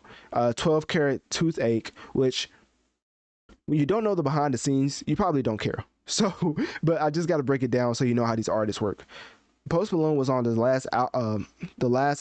last project of his deal. So when you don't extend before you put out that last album, it'll make you an unrestricted free agent. So why would the label that you're on let you, pump up your album just for you to have these exorbitant amount of sales and go to another artist or another major label and get a huge bag? So this didn't really sell as much because of that. This sold 121,000 first week, putting it at number 2. So he's already came at number 2 as far as album sales. So I don't know if he actually cares about going number 1. He's went number 1 twice. Bill Bongs and Bentleys in 2018 and Hollywood's Bleeding in 2019. So yeah, there's a little math class for you. I don't even know, math lesson. I don't even know if you count it. I mean, some people don't care about that, but for the people who do, there you have it. That's the behind the scenes. I don't know if this man cares about number 1, but he has 2 of them already. 12 Karat Toothache, I don't really count that as much because this album will outsell that by a lot. Basically, if you don't believe me, 12 Karat Toothache sold 121,000 first week, right? Just wait to see how much Austin sells for first week, which is his album, with label support. There's a difference between no label support, because 121 is still a lot for yourself. But when you re-up, which he did with Republic, and now he's back on the beginning of his contract again. They're like, okay, well, we got to pump promotion to this man because we're trying to recoup on the I forgot the actual word, but they give you like a front, like a loan at the beginning. So the same thing that Drake got. Drake got like approximately, well, it was like a rumor, 500 million from a Universal Music Group.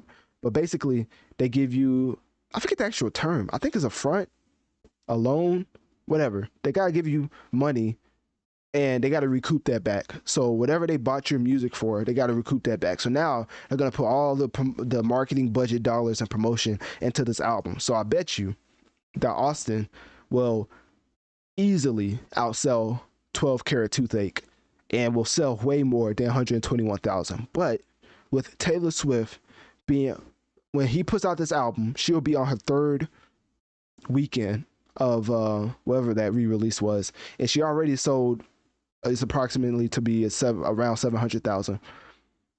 He's still gonna have to deal with that. If she's even close, if she's even 50 to 100,000 close to this album that Post Malone releases, I bet you that Taylor Swift's label is gonna buy 51 or 101,000 just to become number one. Because I mean, she did it when Drake and 21 Savage released Her Loss. She literally released some type of deluxe for a re-release. Like, who does that?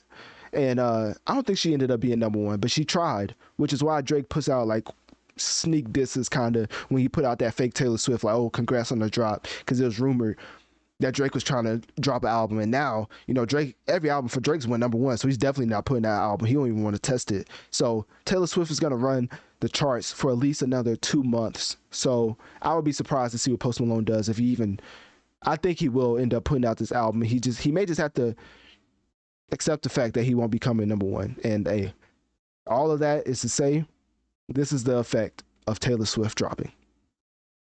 So click my link tree in my bio. Let me know on one of my social medias. What do you think about the new single by Post Malone, Overdrive? Do you think it was fire or trash? And also, when it comes to first week sales, do you think that Post Malone's album, Austin, will be able to outsell Taylor Swift in her third week?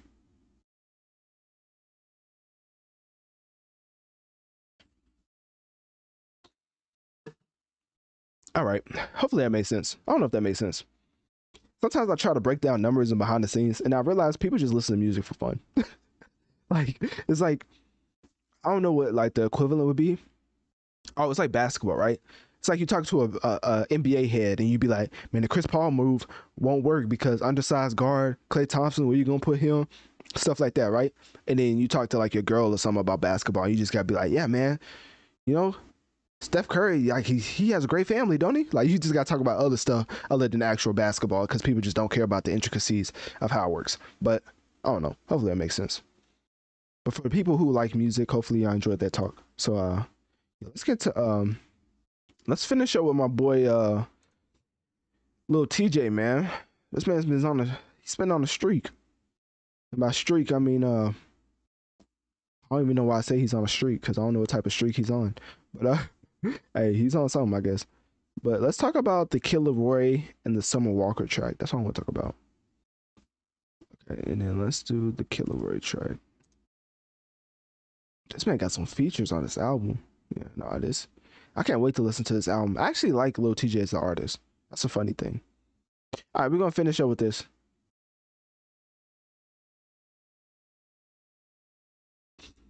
Let me see. Put this over here right quick.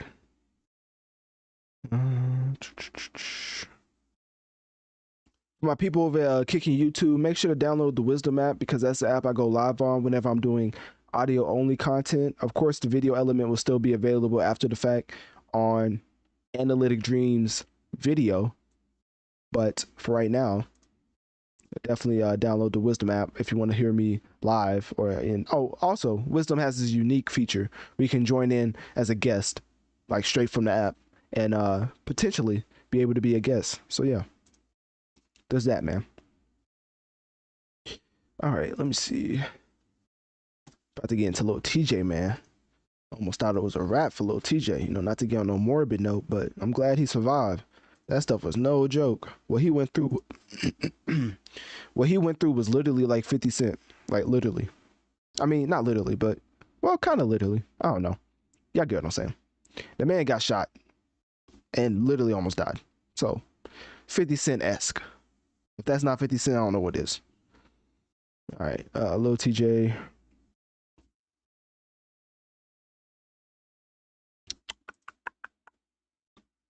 Uh,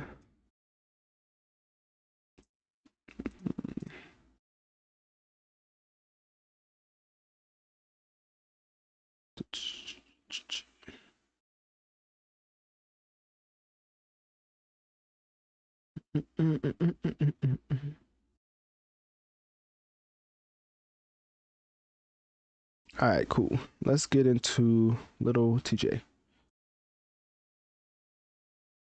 I'm not gonna lie, when he popped out with Ice Spice, a lot of guys felt defeated, man. That's all I'm gonna say. A lot of guys felt defeated.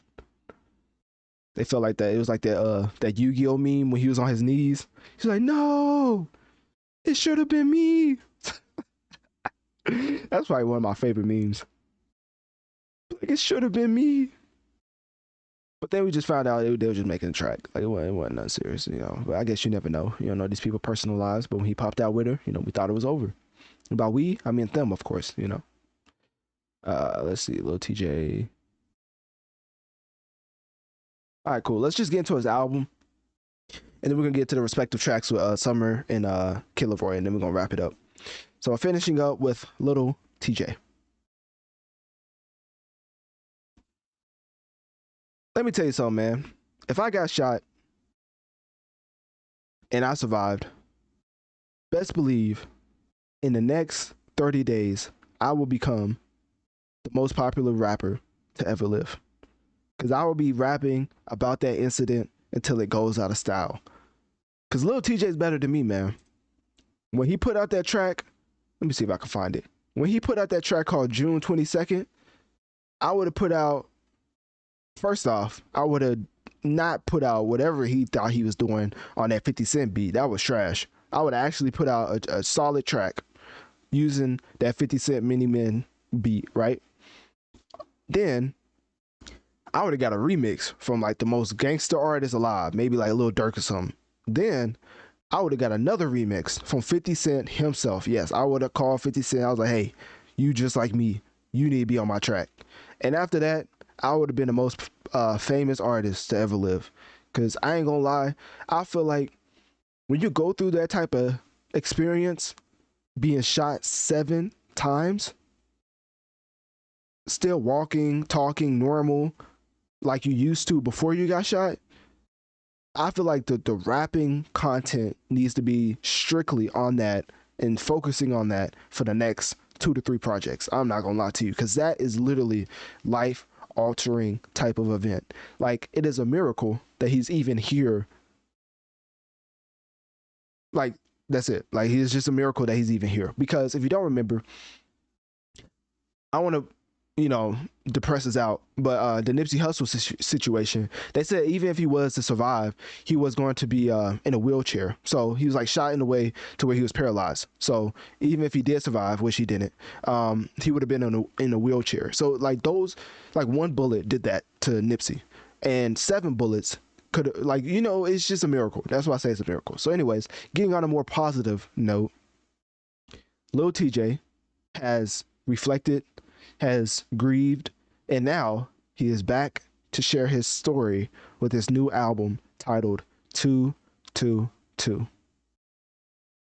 Now, you may be wondering why the album is called that, but just like I was saying, how I would completely just have the subject matter focusing on that shooting, that's exactly what Lil TJ is doing, as he's titled the album 222, which alludes to the day of the shooting. With the track list, there's 15 tracks, a lot of notable singles along with the album. because he had the single with NBA YoungBoy, Never Broke Again. I don't even know why I said the full thing. I know who I'm talking about, YoungBoy. I don't even have to say his full name. Project Walls, which was completely fire. A lot of people said that even YoungBoy carried the track, which I think they both did their thing, but I don't know what it is about Lil Tjay. But every time he gets carried on his single, you already know it's a classic. It happened with Calling My Phone. I think that was a Lil Tjay track, right? But anyways, he got carried by Black, and now he's back again, getting carried by YoungBoy, which is nothing wrong with it. If you get the sales for your album, then hey, it did the trick. Then I look at the album and I see Summer Walker. I see the Killer Roy. I'm like, this man is not playing around. He's really going for that title of the best hip hop album of 2023. Obviously, I ain't listened to it, so I can't give no type of review. I'm just covering the factual what I'm seeing. So Summer Walker's on it, the Killer Roy, Jadakiss is on it, Polo G, Fabio Foreign, a lot of other artists on it, and then what else? So June 22nd, along with the track with YoungBoy, was the only singles he put out before this album. I mean, obviously he put out that 50 Cent reference beat type track, but that was beyond atrocious. I don't know what he was doing. I think he literally put that out way too soon. Like, I think he just recorded the first thing that came to his mind and he just put it out. Like, he should have remixed it. Like, something should have happened. Like, that whole process was atrocious. They really dropped the ball on that opportunity. That could have had the same effect. I'm being so serious. That could have had the same effect that Pop Smoke had when he referenced the Mini Man and literally redid the track and called it Mini Man. And everybody was like, "Hey, that's a Pop Smoke song, right?" So people hear Mini Man and they're like, "Hey, that's the Pop Smoke song." Like, that's how good Pop Smoke did the remix. Now, obviously, 50 Cent's version was better. Like, come on now, let's not get too crazy. But let's just say Pop Smoke did it justice as far as a rendition of the track. And Lil Tjay showed you that no matter how classic the beat is, you can still mess it up. But anyways, let's end on a positive note. Lil Tjay is back again with a new album titled 222, which of course alludes to the day of the shooting, and he is back and ready to tell his story. So click my link tree in my bio. Let me know on one of my social medias. What do you think about Lil Tjay and his new album 222? Will you be giving it a listen? And do you like that he's focusing on the event of him being shot 7 times last year?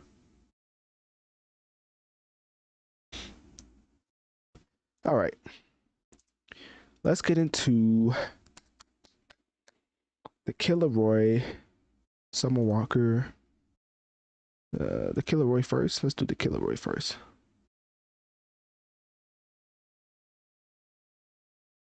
I think DDG like drops his album, but I'm not gonna lie, I'll always look at him like a content creator. Like, it's not a bad thing to be a content creator. It's just multifaceted. Like, you know, I get to your music when I get to it, I guess.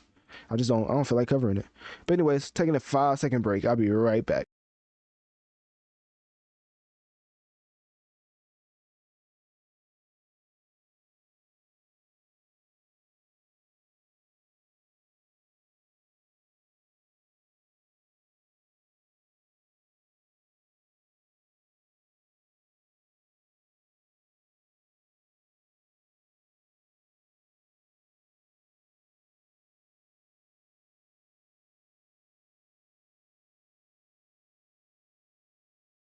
All right, I'm back. Okay, let's get into what did I say? Lil Tjay. Oh, Lil Tjay and the Killer Boy. Lil Tjay and I think this is the first track they've ever made together. Every time I wait, JT, don't tell me that track going crazy. Oh, they said that track by JT going crazy. Oh, we have to review that. Hold up, somebody just sent that to me. That's wild. JT No Bars? Is that what it's called?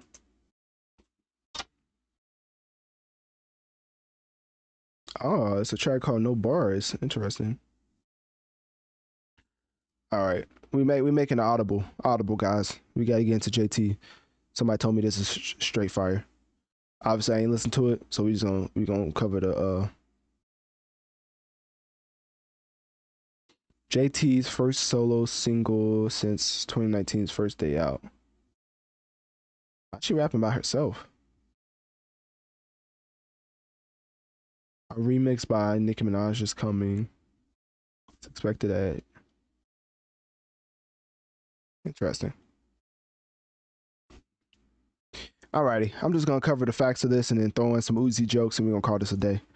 All right, let me bring this up right quick. Actually, there's way too many ads on here. You know I gotta try to bring up 12 foot.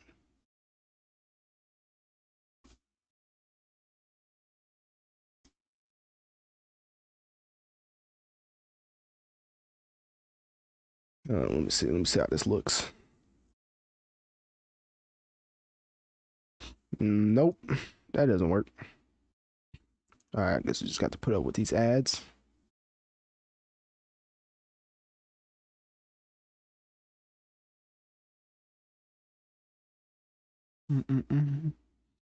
Give me 1 second.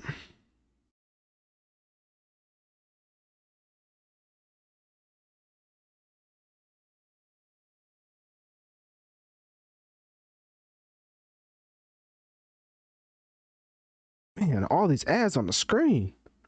That's ridiculous. That's actually ridiculous. I'm not putting that up. We ain't finna have all them ads popping up, blowing up my PC. That's actually an exorbitant amount of ads. Like this is like astronomically like intense. All right, let's just take that away. That just makes no sense. Gotta pay the bills, don't you? I guess I respect it, man. All right, anyways, let's get into JT. Now I wasn't even going to cover this track, but somebody sent this to me, and by somebody, it's a anonymous source. Let's just say that, and it was like, you gotta check out this track titled "No Bars" by JT because for some reason this has captivated the United States of America. Now, when it comes to city girls, when it comes to city boys, there was a complete battle between the two that's just going on behind the scenes. And if you're not aware of the current war that is happening, you are out of the loop. So notoriously, when JT wanted to show something on her phone to Uzi and threw it at him, along with another phone that she probably wanted to show him something on that phone as well, the internet went on fire, saying that JT better than me. I would have threw 3 phones. JT better than me. I would have picked his little you know what up and slammed him. It's basically a lot of co-signing what JT did, which in regards of what Lil Uzi did, all I gotta say is I understand. I may have not thrown the phone, as you know, that could always end up pretty bad. But the way that JT reacted, you know, sometimes you gotta let him know that you're not to be played with. So in this new single, which coincidentally came out a week or 2, no, 2 weeks after Lil Uzi dropped his album, she's put out her first ever solo single since 2019, which was titled First Day Out. Because if you don't know, JT went to jail.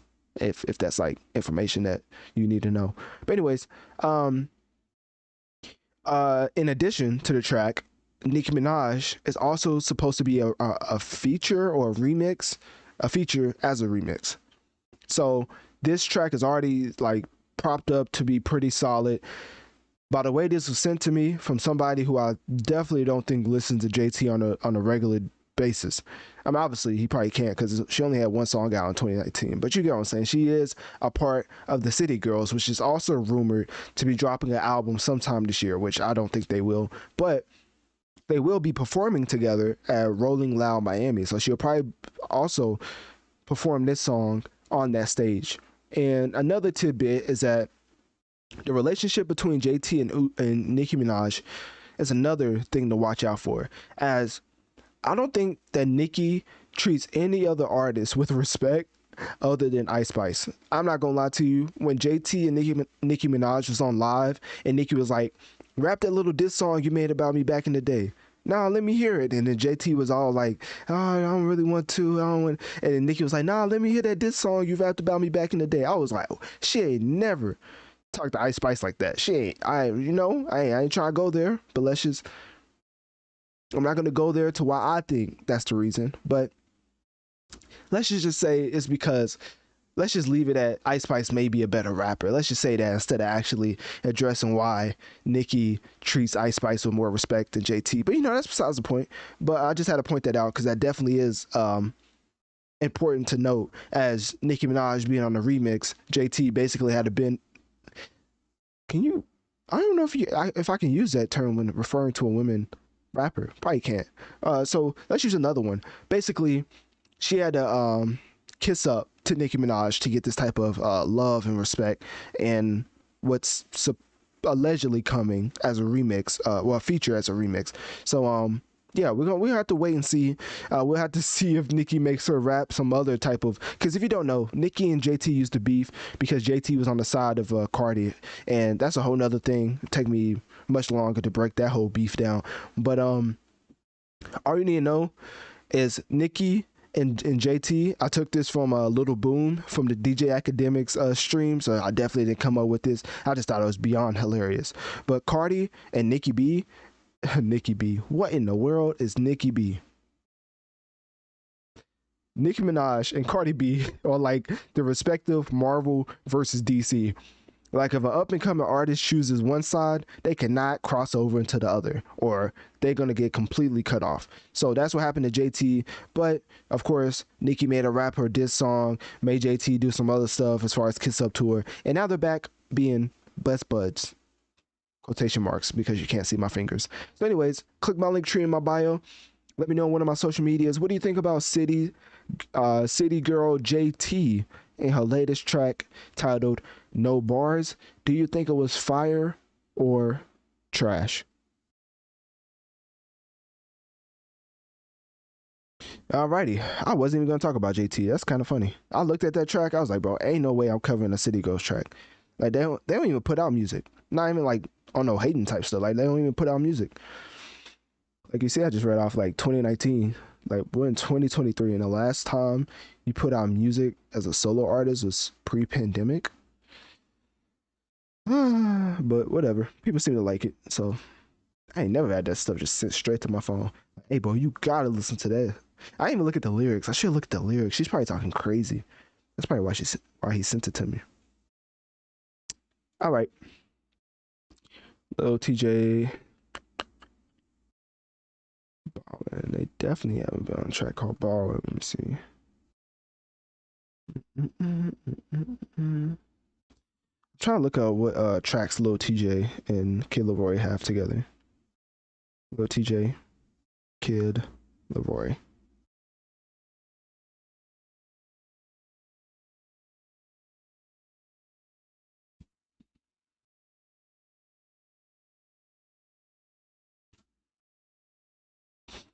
Okay. Fade away. Hold on, let me just type in here because that's not helpful. The Kid Leroy, Lil Tjay and the Kid Leroy. Fade away track. Oops.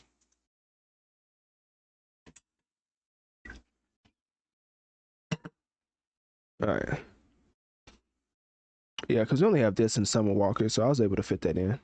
Wasn't really too much to talk about. When the GOAT doesn't drop, I mean, I guess I'll talk about these other artists. I guess.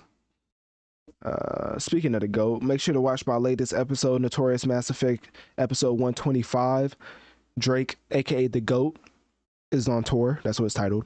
And yeah, man. Make sure to listen to that whole 2 hours and 40-minute episode. We was covering a lot of stuff on that episode. It's doing pretty good right now, but gotta let y'all know as well. I definitely shout out to the 18 people we have right now in the Wisdom chat. I appreciate y'all taking the time out of your morning to listen to me break down the latest hip hop tracks that just released. We're finishing up with the boy Tjay himself, and then we're gonna finish up with this track he did with Kid Leroy, and then we're also gonna talk about the track he did with we'll talk about the track he did with what's the name of that? Summer Walker. Let's see.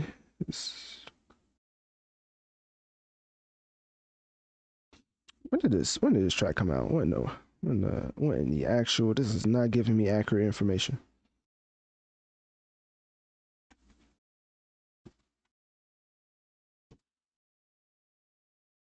(202). I forgot the zero.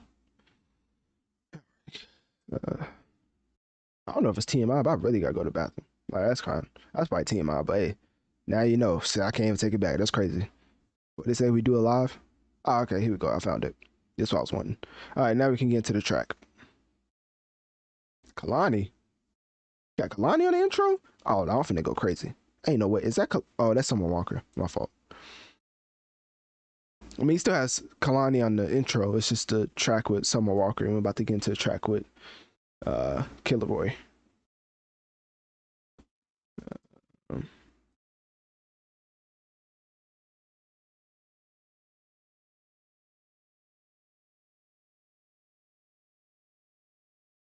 All right.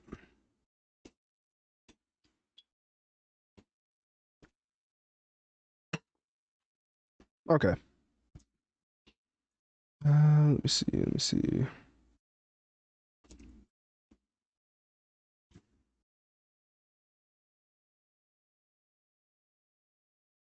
Already collabing on a track titled Fade Away, which peaked at number 22 on the Billboard Top 100 in 2020. You just knew that these two was going to come together once again to try to up that song by putting out a straight hit.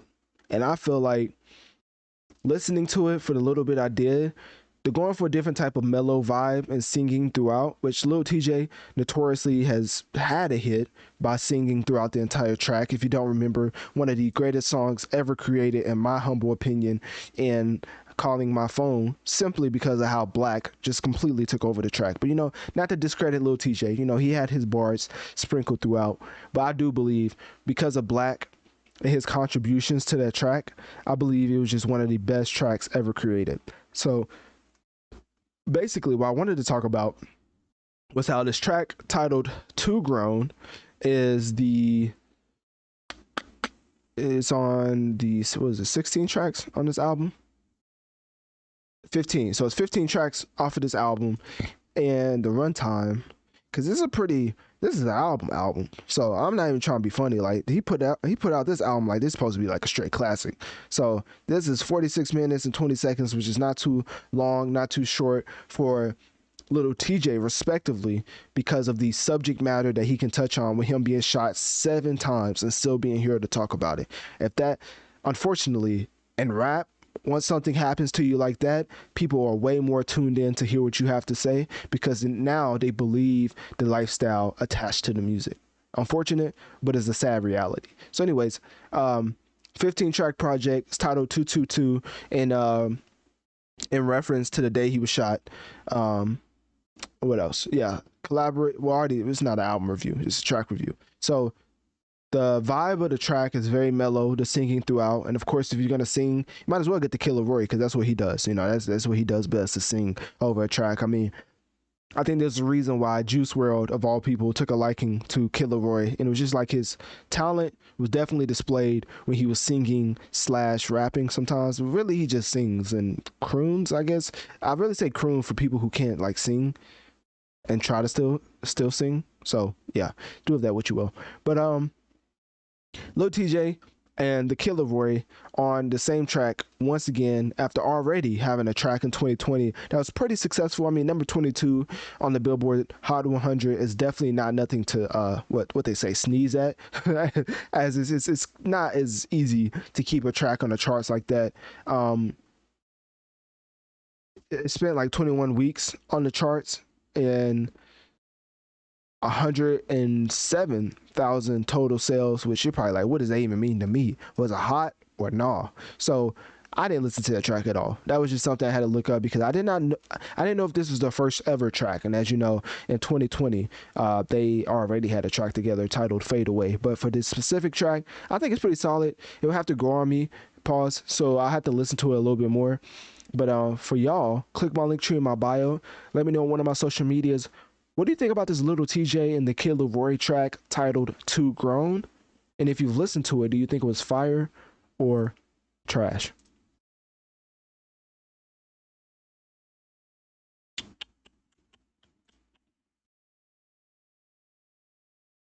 You know what I just realized? SZA was supposed to be on the Call on My Phone track, and she said she backed out. Like, what in the world? Like, obviously, her verse wasn't going to be as good as Black, but that would have definitely added to the track, I think. I don't know. Maybe I'm tripping. Lil Tjay. Let me just look up on Spotify, because this is acting like you don't know how to pull that stuff up. Lil Tjay. If y'all not using Spotify, then y'all missing out, man. It's not even an ad, but as far as the DSP market goes, Spotify's definitely the best. Lil Tjay, Summer Walker. Let's see. Summer Walker. Mood Swings. Ooh, Mood Swings is fire, but that's on Pop Smoke album. So they only have 2 tracks together. Interesting. Lil Tjay, Summer Walker, Mood Swings. What they say, Shawty a little baddie, Shawty my little boo thing, some she be having mood swings. Isn't that what they say? Bet you Kyrie Irving love this song. Anyways, let me chill. Alright. Lil Tjay, Summer Walker, Mood Swings.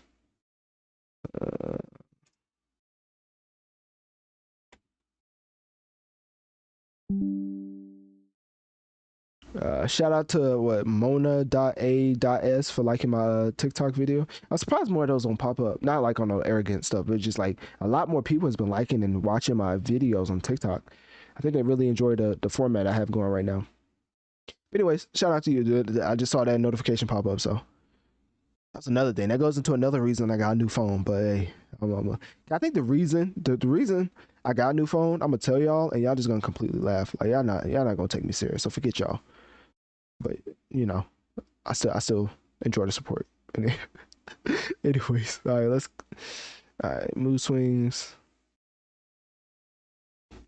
And then so this is the last track, so I might as well look this up too. So we're wrapping up with Lil Tjay, finishing with the Stressed track with Summer Walker. All right, cool.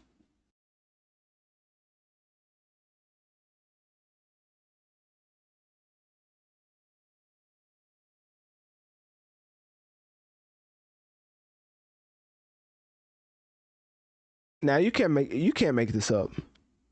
A track titled Stressed, and then the intro is by none other than Kalani. Talk about stress. This track must have been made specifically for the ears of Kyrie Irving, but that's besides the point. Let's get into how Little Tjay and Summer Walker have come together once again after giving us that very exceptional track titled Mood Swings off of the album Shoot for the Stars by Pop Smoke. That track was very fire, not gonna lie. I think Lil Tjay in general really gets into that zone in a way that's above average. So whenever I listen to him give those type of choruses, I'm all in. Like I really enjoy when he gives like Mood Swings, Calling My Phone, when he gets into that singing bag where it's actually talking about love and just different things of that nature. I really do think that's his best pocket. And not saying he can't rap or whatever, but I do like how he can switch it up. But anyways, that track specifically, the first ever collab between Lil Tjay and Summer Walker. Granted, it was on a Pop Smoke album, but still, it peaked at number 17 on the Billboard Hot 100, and also it spent 22 weeks on the charts, so it was definitely one of those type of tracks where it was pretty successful for a while. Certified Double Platinum by the RIAA, which if you don't know is the Recording Industry Association of America, and it was well received. I mean, the entire Pop Smoke album was well received, but we're talking about Lil Tjay. So this specific track we're touching on today is titled Stress, and this is the second collaboration between Lil Tjay and Summer Walker. And the reason why that's so significant is because these two have never collaborated solely on each other's projects. Pop Smoke was the first time we ever seen these two artists together. So to see them together again for technically the first time on one of their respective albums, I'm very interested to hear the track. No, I haven't listened to it, but what I can tell you is it's produced by KXVI. However you say that, it's probably some Roman numeral stuff. You know, once you get past the X's, hey, I don't even know what that means. So anyways, produced by J Beats and also Lavish Beats, K Beats, and Jahan Sweet. Man, they got all the beats to produce this. But anyways, what else? Yeah, so the song being called Stress, starting out with Kalani in itself, already has me intrigued. I just know this was the first time. I'm gonna leave my boy alone. All y'all need to know is that Kyrie is my favorite basketball player of all time, and so that should probably tell you why I'm harping on this track title and the intro being by Kalani. And also, I think that Lil Tjay really was. I'm not gonna say. I think he was really the picks of the features was well thought out. Summer Walker, The Killer Roy for singing tracks. Fabio Foreign, I haven't listened to it. I would guess is a rapping UK type beat. Jadakiss, I would guess is a rapping type beat. You never know. He could be singing the hook. Young Boy, that one threw me off. That's why I say you can never know, because that was just straight singing, quote, crooning, which I say for people who can't sing, they croon. So whatever. Then the track with Polo G, which is titled Beat the Odds Part 2, which if you don't believe, I believe Beat the Odds, let me see. Lil Tjay. I'm trying to find out what, I think Beat the Odds is one of his most successful songs. I'm not too sure. Okay, it's not. Okay, Calling My Phone, like I said, you know, that picked the number 3. That's his most successful song ever. But oh, okay, so this is interesting. So the track with Polo G, let me pull this up right now. I'm just gonna pull this up so y'all can see what I'm looking at. Give me 1 second. All right, cool. So the track with Polo G called Beat the Odds Part 2, right? You see it right here? I don't know if I can, yeah, here we go. So Beat the Odds Part 2. That is interesting because he has another track, which you definitely probably heard this. It's titled Pop Out, featuring Polo G, and that peaked at number 11 on the Billboard Top 100. So I think he was like, hey, let's try to recreate magic. I don't know why he didn't say that with Black. Maybe he was giving it a rest. Maybe he was like, hey, we already peaked at number 3.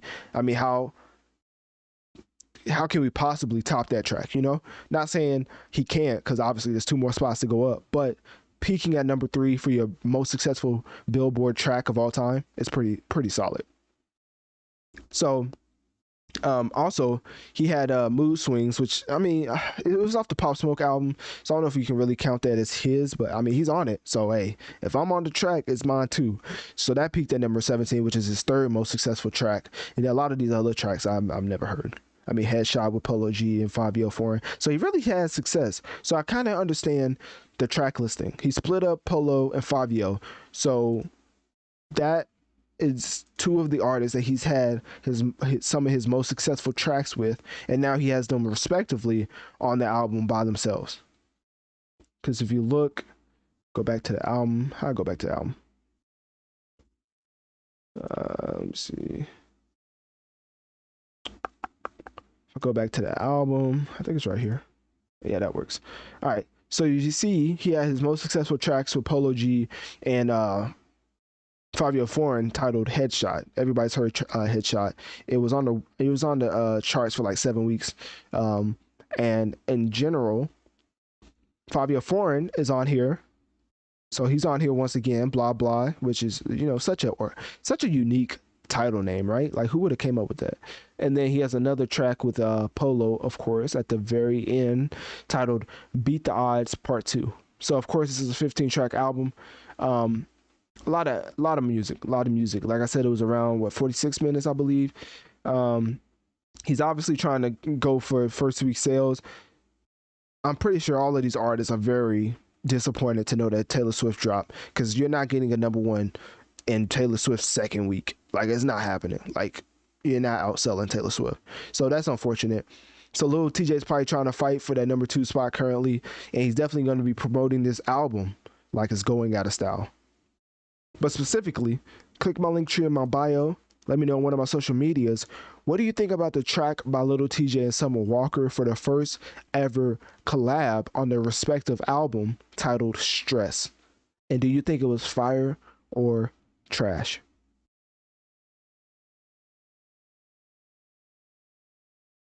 And that has been New Music Friday for July 13th, 2023. Now, I want to shout out all the people over at Wisdom, the almost 20 people we have in the live stream right now. I appreciate y'all for coming through, taking the time out of your morning to listen to me break down the latest hip hop releases.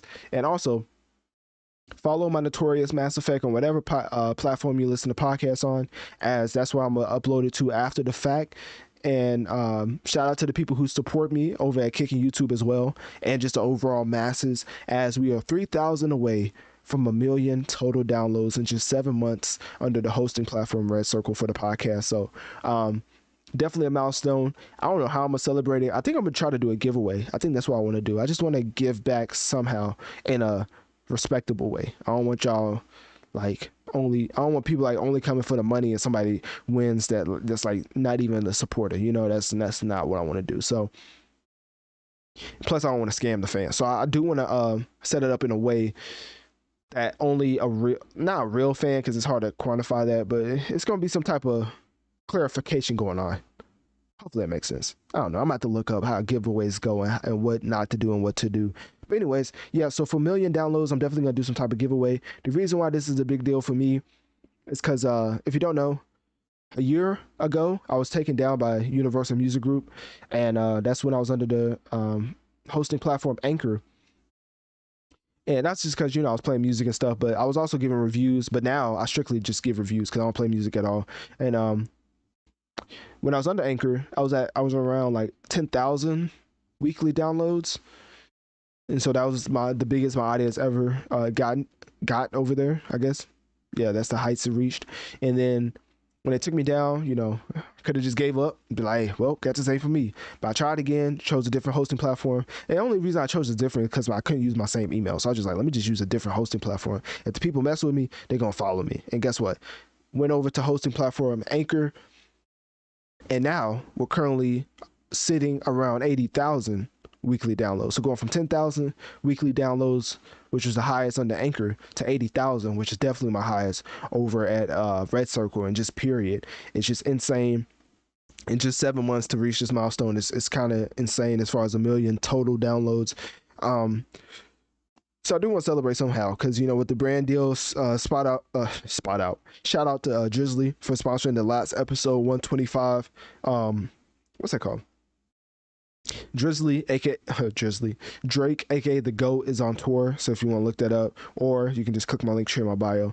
But basically, they sponsored the podcast again, so they really enjoyed how the Juneteenth ad went. So now they came back for the summer ad, and yeah, man, as you can tell, you know, coming back from Florida, going through all the allergies possible. So I'm still struggling through that, but, you know, the show must go on. So anyways, shout out to the masses, the supporters. Once again, we'll probably, let me look right now. Where we at? I swear, we're going to hit this while I'm asleep, because we're like so close right now. Yeah, 999,000. Yeah, we're definitely going to hit this while I'm asleep. Hopefully I can stay up for it, but I don't know. But anyway, so yeah, we're basically like 700 downloads away from 1 million. So yeah, man. If you want to join the masses, click my link tree in my bio. As always, I cover the latest hip hop and gaming. And if you want to be informed about those respective industries, then I'm the guy to go to. So with that being said, I will see y'all next time, and I'm out.